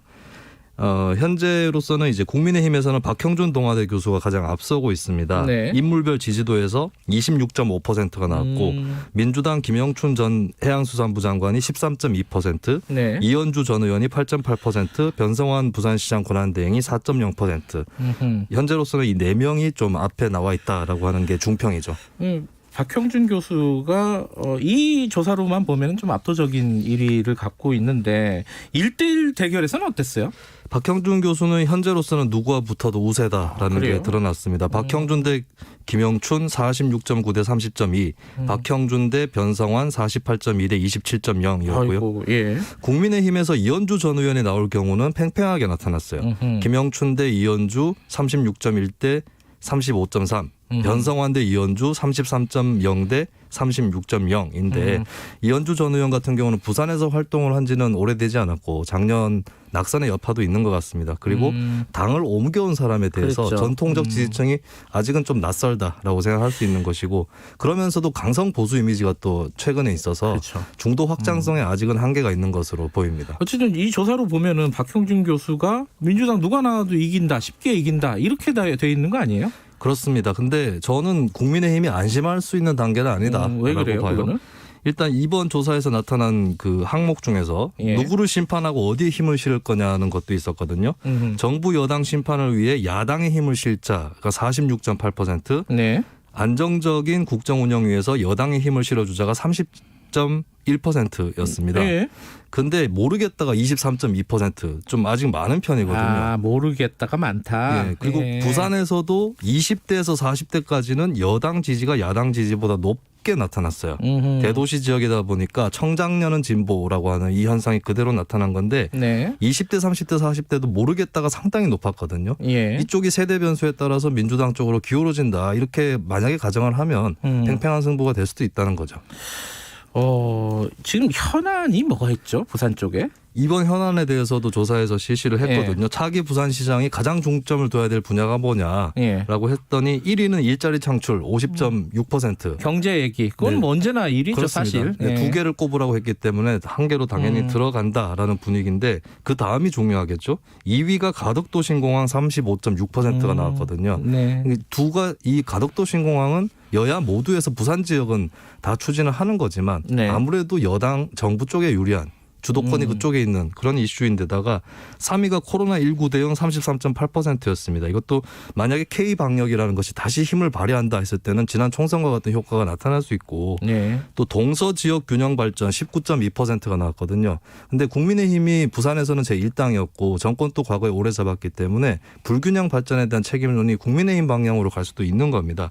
그래서 저는 국민의힘이 안심을 할 수는 없는 구도다라고 보는 것이고 그렇기 때문에 저는 여론조사에서 나타나는 박영준 대 김영춘 구도가 아닌 다른 구도가 될 수도 있다라는 것을 오늘 결론적으로는 그겁니다. 뭐죠? 왜 박영준하고 김영춘 두 후보가 지금 사실상 1위잖아요. 각 당에서는. 근데 왜 이 구도가 아닐 수도 있다는 거예요? 일단은 구조적인 것부터 설명을 드리면 서울시장 선거 같은 경우는 현재 3자 구도로 나타나고 있죠. 다자 구도에서는 오히려 후보가 바뀔 확률이 더 낮습니다. 여러 세력이 흩어져 있기 때문에 각 세력에서 가장 대표적인 주자가 그대로 가는 현상이 높고 다만 차후에 뭐 단일화를 한다거나 이런 현상이 나올 수는 있겠죠. 근데 양자 구도는 거대 정당 둘이 경쟁을 하기 때문에 거대 정당 기반이 강하지 않습니까? 그렇기 때문에 경우에 따라서는 누구를 내도 된다. 어차피 지지층은 결집이 돼 있는 거기 때문에 외연 확장을 위해서는 후보를 교체할 수도 있다라고 하는 그런 공식이 작동을 할 수 있다. 그래서 저는 부산시장 선거가 구도를 알 수 없다. 양자 구도인 것은 명확하다. 누가 나올지는 굉장히 미지수다라고 하는 것이죠. 근데 이제 후보로 보면은 박형준, 김영춘 두 후보가 공천을 못 받을 가능성이 있나요? 어떤 부분들에서 그걸 볼 수 있죠? 현재 김영춘 전 의원이 박형준 교수를 추월하고 있다거나 그런 건 아니거든요. 당연히 그렇죠. 그렇기 때문에 민주당이 그 후보를 딱 고수해야 될 이유가 없는 것이고 그렇기 때문에 어떤 정치색이 옅은 관료 출신 부산시장 권한대행인 변성환 대행이라든지 이쪽으로 후보를 교체할 가능성이 충분히 있다. 그리고 국민의힘 쪽도 서울시장 선거당 다 연관이 돼 있기 때문에 그리고 꼭 뭐 박형준을 내야 이기느냐 그게 아니다라고 했을 때는 국민의힘도 지금 관료 출신인 박성훈 경제부시장이 또 준비를 한다는 얘기가 있거든요. 그러면 거꾸로 변성환 대 박성훈 이렇게 관료 출신 대결로 갈 수도 있는 것이다 라고 하는 겁니다. 이번에도 이 두 사람을 또 가상 대결을 붙여봤는데 변성환 28.5 박성훈 17.6 모르겠다가 너무 많이 나왔어요. 근데 이게 다 선거 후반으로 가면은 지지층은 다 결집을 할 것이겠죠. 근데 그 박형준 교수 입장에서는 이 얘기를 들으면 상당히 기분이 안 좋을 만한 얘기인데요. 오히려 어떻게 보면은 뭐 경계를 하면서 방심하면 안 되겠다 이렇게 생각할 수 있겠죠. 일단 부산에서는 지금 말씀하신 대로 가덕도 이게 굉장히 중요한 이슈이고 또 하나는 코로나 상황이 선거에 미치는 영향도 한번 봐야겠다 이런 말씀이시네요. 그죠? 그렇습니다. 가덕도 얘기가 근데 지금 몇 달 안 남아서 이게 가시화되긴 힘든 내용인데 그죠? 네. 근데 김영춘 전 의원 같은 경우는 이제 정부에다 좀 압박을 하고 있죠. 확실하게 해달라. 확실하게 해달라. 속도를 좀 내달라. 이런 거군요. 자, 부산시장 선거는 이렇게 흘러가고 있습니다. 오늘 한번 짚어봤습니다. 고맙습니다. 네, 감사합니다. 부산시장 선거는 의외의 구도로 펼쳐질 수 있다는 말씀이셨습니다. 자, 김수민의 눈이었고요. 김경래의 최강시사 2부는 여기까지고요. 잠시 후 3부에서는 북한 얘기 좀 다뤄보고요. 그리고 가상화폐, 암호화폐 얘기도 해보겠습니다. 일부 지역국에서는 해당 지역 방송 보내드립니다.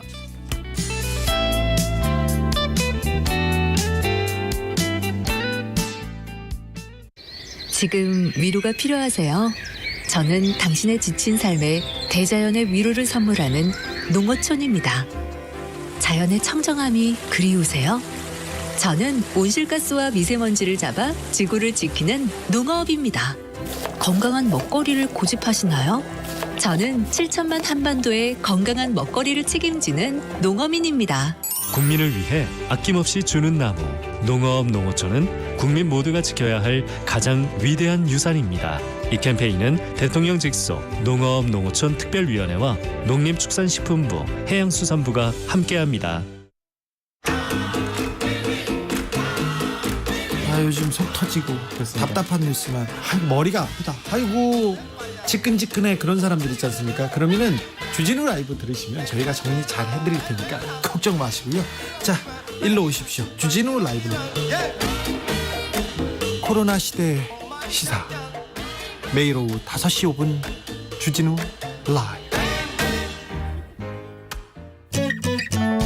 2021년 새해에는 이런 뉴스가 들렸으면 좋겠습니다.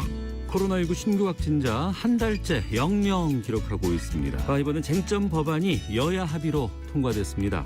우리나라 경제 성장률 5%를 달성했습니다. 희망찬 소식을 전하는 그날까지 시사본부가 함께하겠습니다. 평일 낮 12시 20분 오태훈의 시사본부. 지금 시각은 8시 30분입니다. KBS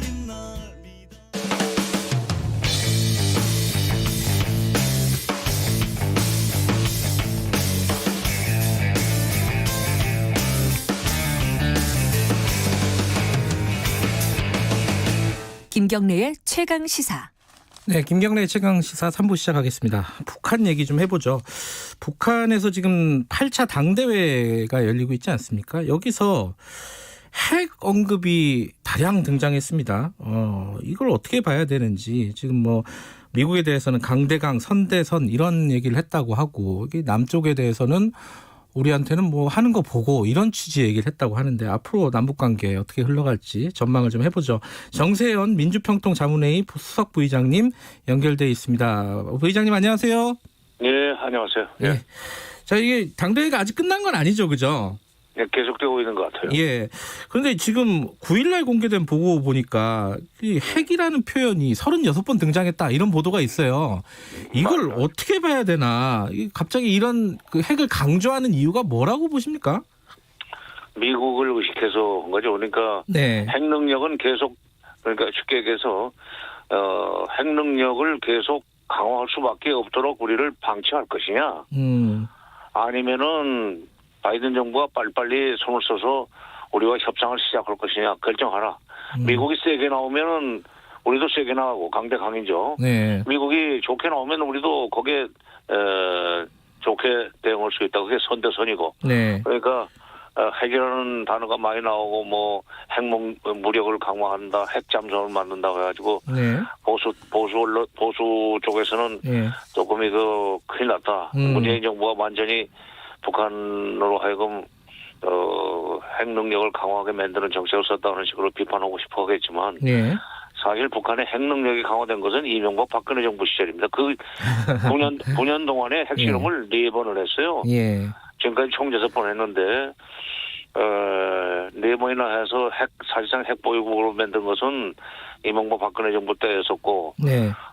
그걸 가지고 이제 계속 그걸 좀 더 토대로 해서 미국이 확실하게 대가를 줄 때까지는 수교, 북미 수교 그다음에 평화협정 이 두 가지를 확실하게 보장할 때까지는 핵을 계속 강화해 나갈 수밖에 없다. 알아서 해라. 알아서 해라. 그러니까 우리를 나중에 이제 우리한테 핵군축 회담하자고 할 것이냐 아니면 지금 상태에서 빨리 수교해주고 평화협정 우리한테 쥐어줘가지고 핵과 미사일을 포기하도록 만들 것이냐. 그건 미국이 할 나름이 다시다. 뭐 이런 얘기입니다. 점점 힘들어질 거다. 미국 계속 이렇게 가면은 이런 뜻이라고 보면은. 근데 지금 바이든 행정부가 들어서도 대부분 예측을 하기로는 기존의 뭐 북한 정책하고 크게 뭐 달라질 게 있겠느냐 이런 예측도 있던데 어떻게 예상하세요? 그건 있죠. 그건 이제 트럼프 때하고는 분명히 달라질 겁니다. 그래서 트럼프는 톱다운 그러니까 정상급에서 회담을 해가지고 밑으로 내리는 그런 식의 협상을 했지만은 이행이 안 됐던 거죠. 그런데 전통적으로 미국은 바텀업 몇째 실무자들이 회담을 해가지고 뭐 유관 부처 간에 다 협의를 해서 나중에 최종적으로 대통령 결재 받아서 시행하는 그런 절차를 밟아왔었는데 바이든 정부는 아마 후자일 거예요. 바텀업식으로. 그런데 그러면 이제 시간이 오래 걸립니다. 근데 바이든 정부가 시간이 오래 걸릴지라도 제대로 대가는 줄 테니까 수교라든가 평화협정 같은 대가는 미국이 확실하게 책임질 테니까 핵은 확실하게 포기하라는 메시지만 보내준다면 내놓는다면은 그 뭐 바이든 정부 하에서도 얼마든지 북핵 문제 해결될 수 있죠. 이제 그렇게 바이든 정부 움직이도록 만들 책임은 북한한테 있지 않고 우리한테 있습니다. 지금 보시면은 이제 앞으로 물 밑에서 계속 얘기들이 오가고 있을 거 아닙니까? 그런 어떤 메시지, 미국이 이제 북한한테 주는 메시지가 가능할 거라고 보세요. 시기는 어느 정도? 이게 지금 그게 좀 걱정이잖아요. 계속 이 상태로만 계속 진행될 것 같은 안 좋은 쪽으로만. 근데 북미 간의 물밑 대화는 뭐 없는 것 같고요. 네. 없는 것 같고 이제 없으니까 이렇게 당 대회를 통해서 일종의 블러핑을 섞어서 블러핑이라는 게 쉽게 얘기하면 허장성세인데 그걸 섞어서 미국한테 메시지를 보내죠. 그러니까 바이든 정부가 출범하면은 어떤 대북 정책을 좀 빨리 서한을 해가지고 적극적으로 나와달라 하는 그런 이제 얘기를 하는 셈이죠. 간접적으로. 그리고 우리한테 그 다리를 놓으라는 얘기가 남쪽이 합의를 이행하는 걸 봐가면서 북쪽도 거기에 상응하는 조치를 취하겠다, 대응하겠다. 그러면서 첫 번째로 한미연합훈련부터 중단해달라. 여러 번 얘기했다.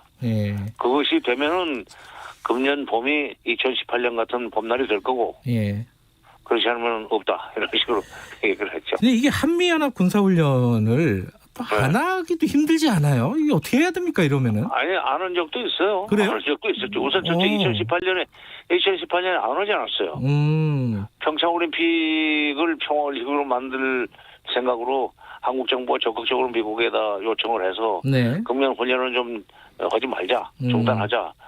그렇게 메시지가 뜨니까 그러니까 당장에 북한이 2월 9일 날 김여정한테 친서를 들려보내면서 그날 개막전 평창올림픽 개막식에도 북한 대표단이 참석하지 않았어요. 그러면서 이제 4.27 정상회담, 남북정상회담, 6.12 싱가포르 정상회담, 9.19 평양회담 뭐 이렇게 이어져서 그야말로 2018년은 남북관계 봄날이었는데 또 작년엔가도 코로나 때문에 그걸 안 했었습니다. 그러니까 금년에도 사실 우리는 지금 코로나가 내리막길이라고 그러지만 정점을 찍고 미국은 지금 오히려 더 기승을 부릴 지금 그 1월 20일 날 대통령 취임식을 계기로 해서 또 트럼프 지지자들이 워싱턴에서 완전히 마스크도 쓰지 않고 집단으로 모여서 시위하고 하다 보면은 그 뭐 엄청나게 퍼져나갈 거 아닙니까? 그런 그 미국의 그 코로나 창궐을 하는 미국의 군대들이 현지에서 본토에서 여기 상당수가 여기 와야 돼요. 한미연합훈련을 하려면. 그러니까 우리가 코로나 방역 차원에서도 금년 연합훈련은 중단해야 된다는 얘기를 미국한테 강하게 해야 됩니다. 다 이거 해결했는데 훈련 한번 끝나고 난 뒤에 코로나가 다시 창궐한다. 말이 안 되죠. 그러니까 그것도 코로나도 예방하고 북한이 간절히 바라는 한미연합훈련 중단 이것도 한번 들어주고 그러면은 남북관계는 풀릴 거예요. 근데 또 이제 그 한미연합훈련 중단하면은 또 김정은 하명법이니 뭐 하명정책이냐고 비꼬는 사람들이 나오겠지만 입장을 바꾸고 생각하면 북한은 한미연합훈련 때 정말 오금이 저릴 정도로 겁이 납니다. 언제 어떻게 될지 모르니까. 지금 그러니까 부의장님께서는 이제 우리가 적극적으로 이 한미 연합 군사훈련을 좀 보류하는 형태로 좀 요청을 해서 남북 관계의 물꼬를 좀 이어 나가자 이런 말씀이시네요. 그렇죠.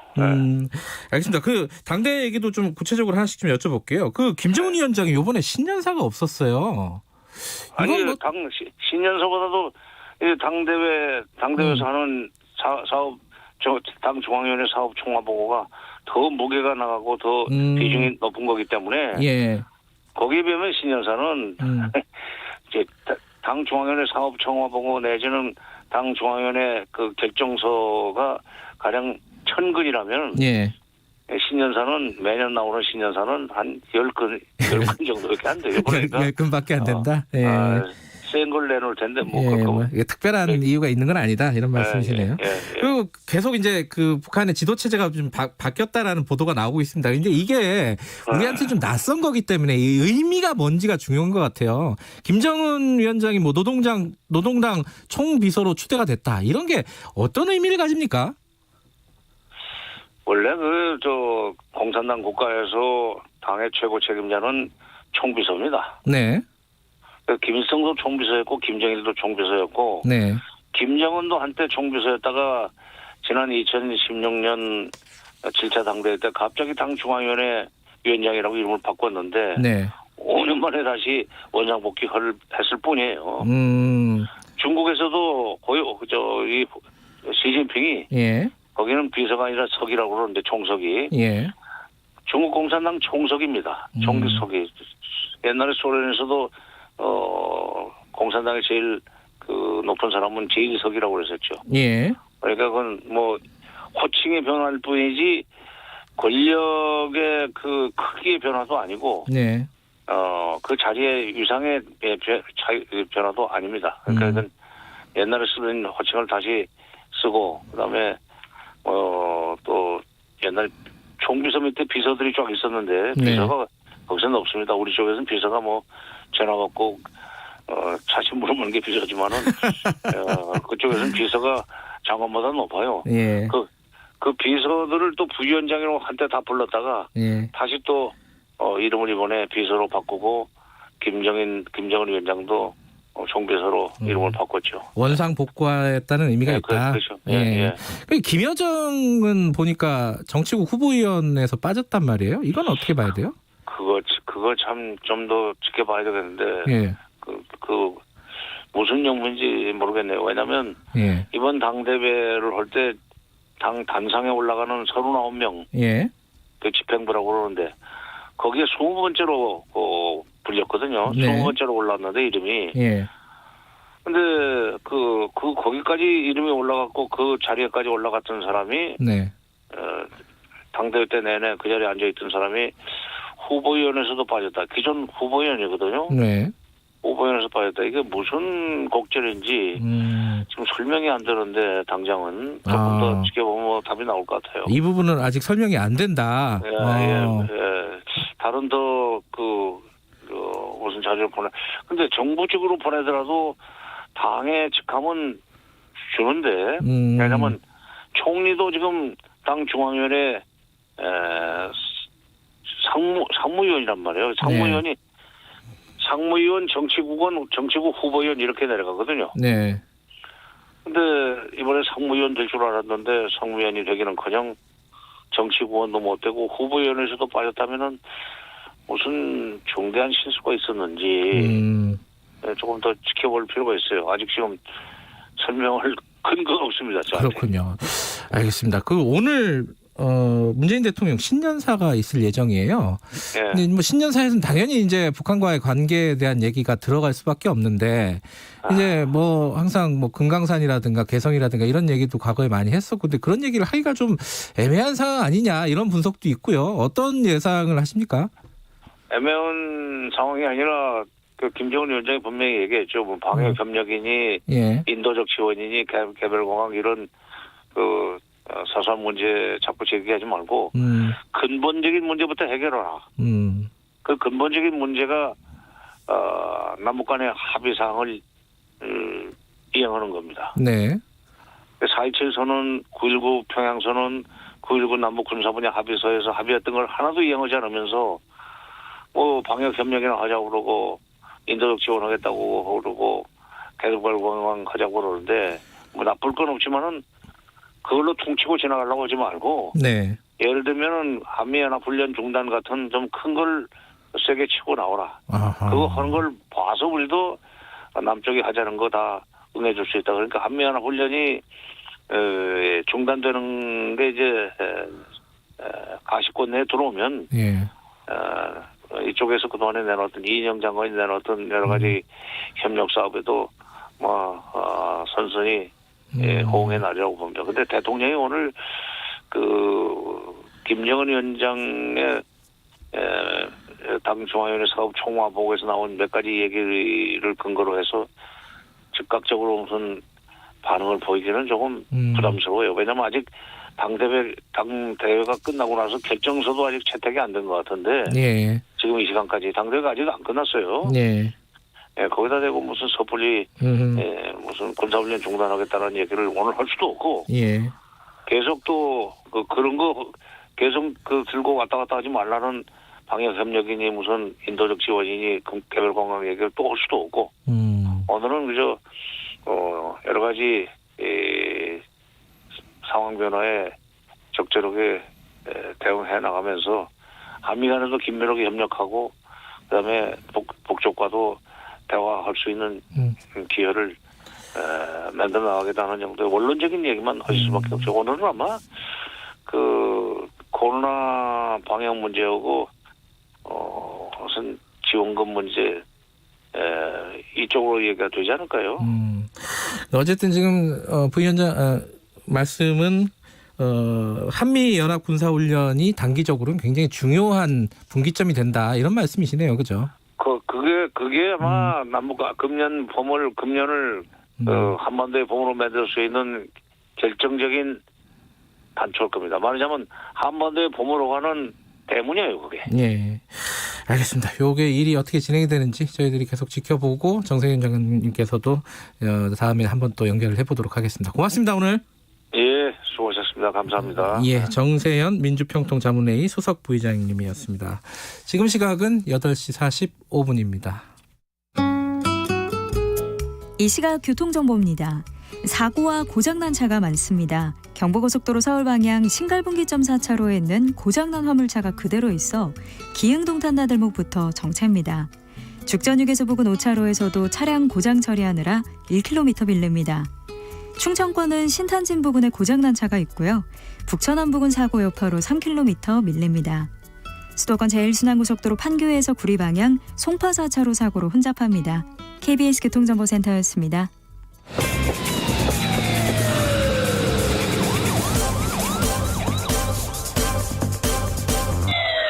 김경래의 최강 시사.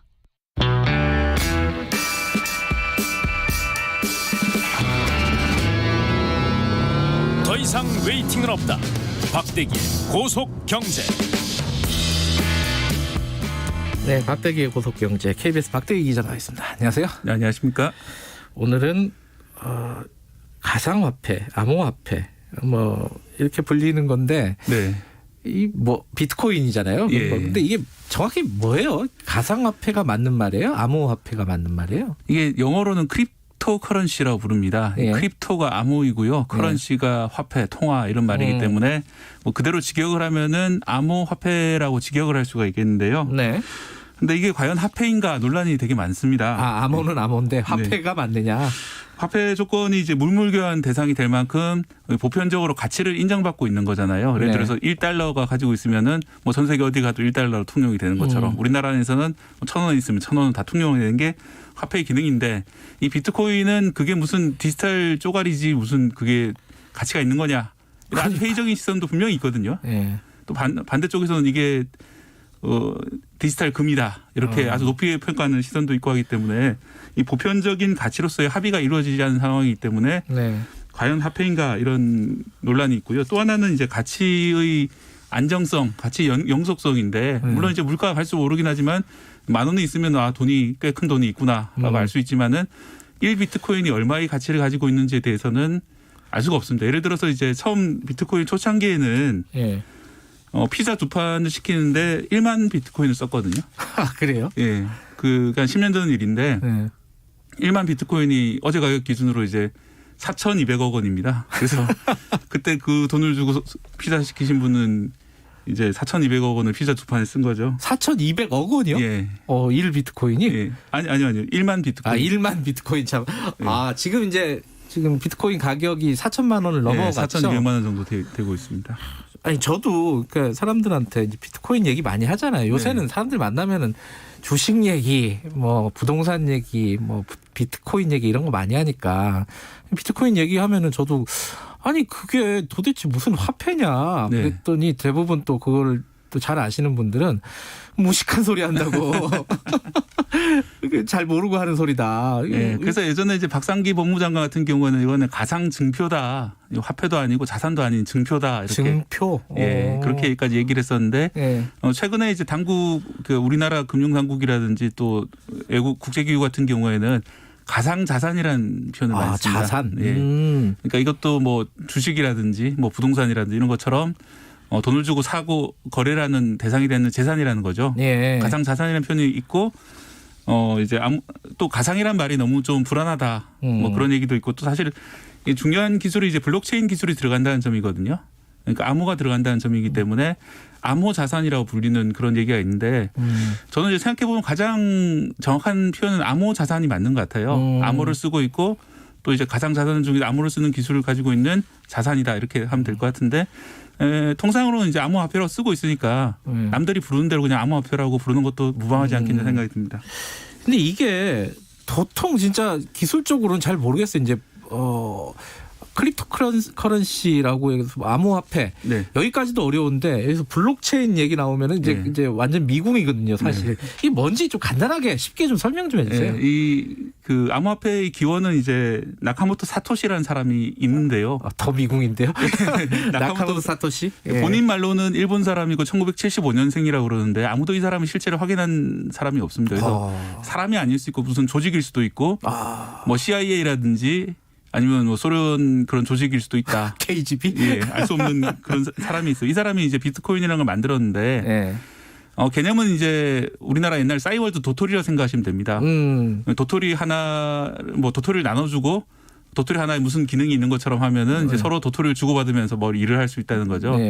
근데 이제 싸이월드 도토리는 싸이월드에서 나눠준 건데 이 중앙 집권적으로 나눠주게 되면은 이 가치가 왔다 갔다 할 수 있다는 거죠. 그 중앙 집권 마음대로라는 거죠. 그렇죠. 싸이월드 마음대로. 그래서 이건 좀 곤란하지 않냐. 그래서 이제 분산형으로 중앙이 없도록 그 이용자 전체가 서로 이제 검증하면서 발행량을 더 이상 이제 늘리지 못하도록 하는 그런 개념을 만드는데 그게 블록체인이라는 개념이거든요.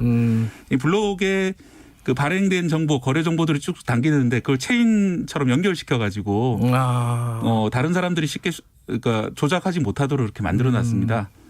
그런 것들이 이제 블록체인 기반의 암호화폐라고 하는데 시초가 이제 비트코인인데 그걸 나카모토 사토시라는 정체를 알 수 없는 사람이 만들었던 것이 2009년도 일입니다. 12년 정도 지났는데요. 얼마 되지도 않았네요. 그때를 시작으로 이제 시작된 것이 암호화폐입니다. 지금까지 제가 여러 명한테 그 비트코인에 대한 설명도 듣고 책도 한두 권 읽어봤는데 지금 들었던 설명이 가장 쉽고 재밌는 것 같습니다. 그래요? 다행이네요. 근데 최근에 엄청 올랐잖아요. 4천만 원 넘었잖아요. 한때는 뭐 300만 원 밑으로 불과 2년 전에 300만 원 정도까지 떨어졌죠. 이게 왜 이렇게 오르는 거예요, 이거는?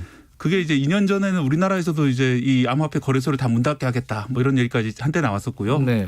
그리고 우리나라뿐만 아니라 전 세계적으로 특히 중국 정부나 이런 데서 이 암호화폐를 허용해 주면은 중국 사람들이 돈을 많이 버는 중국 사람들이 해외로 자산을 빼돌릴 수 있다. 자기 재산을 암호화폐로 바꿔서 해외 암호화폐이기 때문에 인터넷에 저장되기 때문에 그 몸만 나가면 돼요. 해외로 나간 다음에 해외에서 암호화폐를 찾아가지고 돈으로 바꾸면은 중국 내에 있는 자산이 밖으로 빠져나간다. 이런 걱정들 때문에 탄압을 했습니다. 상당히. 그리고 이제 국제금융업체들도 이 암호화폐는 사기다. 옛날 튤립 투기와 뭐가 다르냐 이런 입장이었거든요. 최근에 좀 약간 입장 변화가 있습니다. 한마디로 말해서 이 암호화폐가 제도권의 일부 받아들이기 시작했습니다. 그것 때문에 좀 이런 변화가 가격이 좀 오른다고 보이는데요. 일단 이제 중국 정부들에서 이제 블록체인 기술을 받아들여 가지고 자신들만의 독자적인 그런 결제 수단으로 써보겠다 이런 연구를 하고 있고요.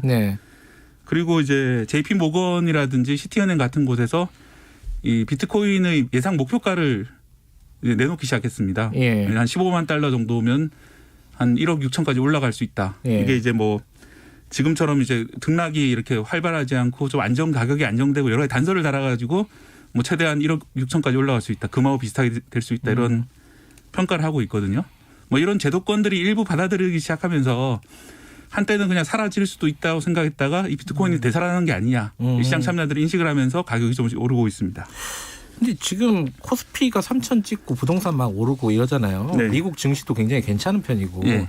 이게 유동성 얘기를 많이 하지 않습니까? 네. 그거랑 관련이 있어요 혹시? 네, 당연히 관련이 있죠. 그래요? 유동성이 넘치다 보니까 지금 부동산도 오르고 네. 주가도 오르고 그러잖아요. 뭐 전 세계적으로 다 오르고 우리나라 특히 이제 부동산을 규제를 하니까 이번에 주식이 막 오르고 있는 상황인데 그렇게 실물 가격이 막 자산 가격이 막 오르고 있는 상황에서 이 비트코인도 자산의 하나로 편입을 시키는 거죠. 그런 펀드나 이런 곳에서 이것도 이제 어느 정도 그 거래가 되고 있기 때문에 자기들이 위험을 분산시키기 위해서 여러 가지 자산을 나눠서 투자를 하거든요. 네. 그 중에 하나를 이제 비트코인으로 들어오게 된 것이 이런 유동성이 전 세계적으로 넘치다 보니까 벌어진 일이라고 볼 수 있습니다. 이게 근데 비트코인이 올라가고 있다는 게 네. 상승세를 보이고 있다는 게 어떤 경제적으로 굉장히 중요한 의미를 가진다. 네. 이걸 말씀하고 싶으신 것 같은데 이게 뭐예요? 어떤 의미가 있다는 거예요? 하나는 이제 유동성이 지금 너무 많이 풀려 있다. 네, 그건 말씀하셨고. 코로나19를 넘기기 위해서 이제 다들 돈을 풀었기 때문에 이런 일이 벌어지고 있다. 이런 유동성 증가 현상을 나타내고 있고요. 또 하나는 이제 달러의 지위가 좀 흔들리고 있는 것과 관계가 있다는 분석이 있습니다. 달러의 지위? 예. 예전에는 이제 결제 수단은 다들 달러로 생각하고 그렇죠. 이제 뭐 석유 결제도 다 국제 표준으로 달러로 결제를 했었는데 네. 최근에 이제 뭐 트럼프 행정부의 그런 여러 가지 추태라든지 네. 또 그다음에 이제 중국이나 다른 유럽 세력의 득세라든지 이런 것들 때문에 과거처럼 달러가 독점적인 지위를 가지고 있지 않다는 거죠. 그러면 이제 비트코인이라든지 다른 식의 다른 통화, 다른 나라의 통화라든지 이런 것들이 달러의 위치를 대신해서 이제 어떤 결제의 기준이 될 수 있다는 이런 인식들이 생기면서 결국은 이제 비트코인도 발전하고 있고요.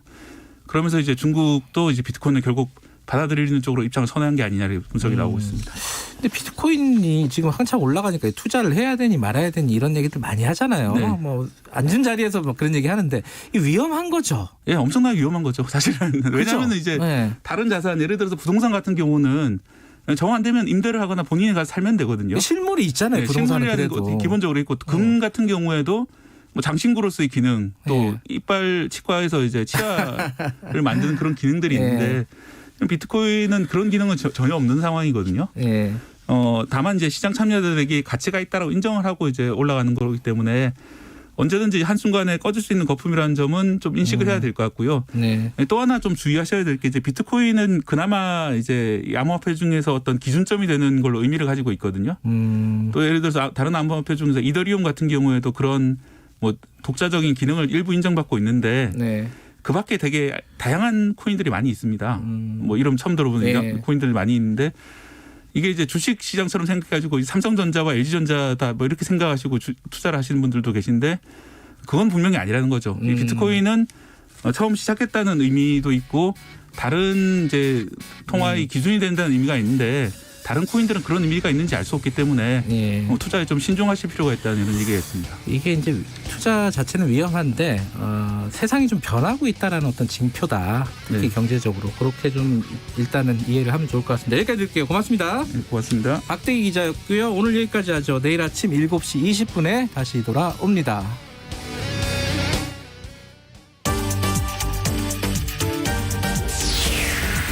코로나19 확산세를 꺾을 수 있는 중요한 시기입니다. 5명 이상의 모든 사적 모임이 수도권뿐만 아니라 전국적으로 금지됩니다. 동창회, 직장 회식,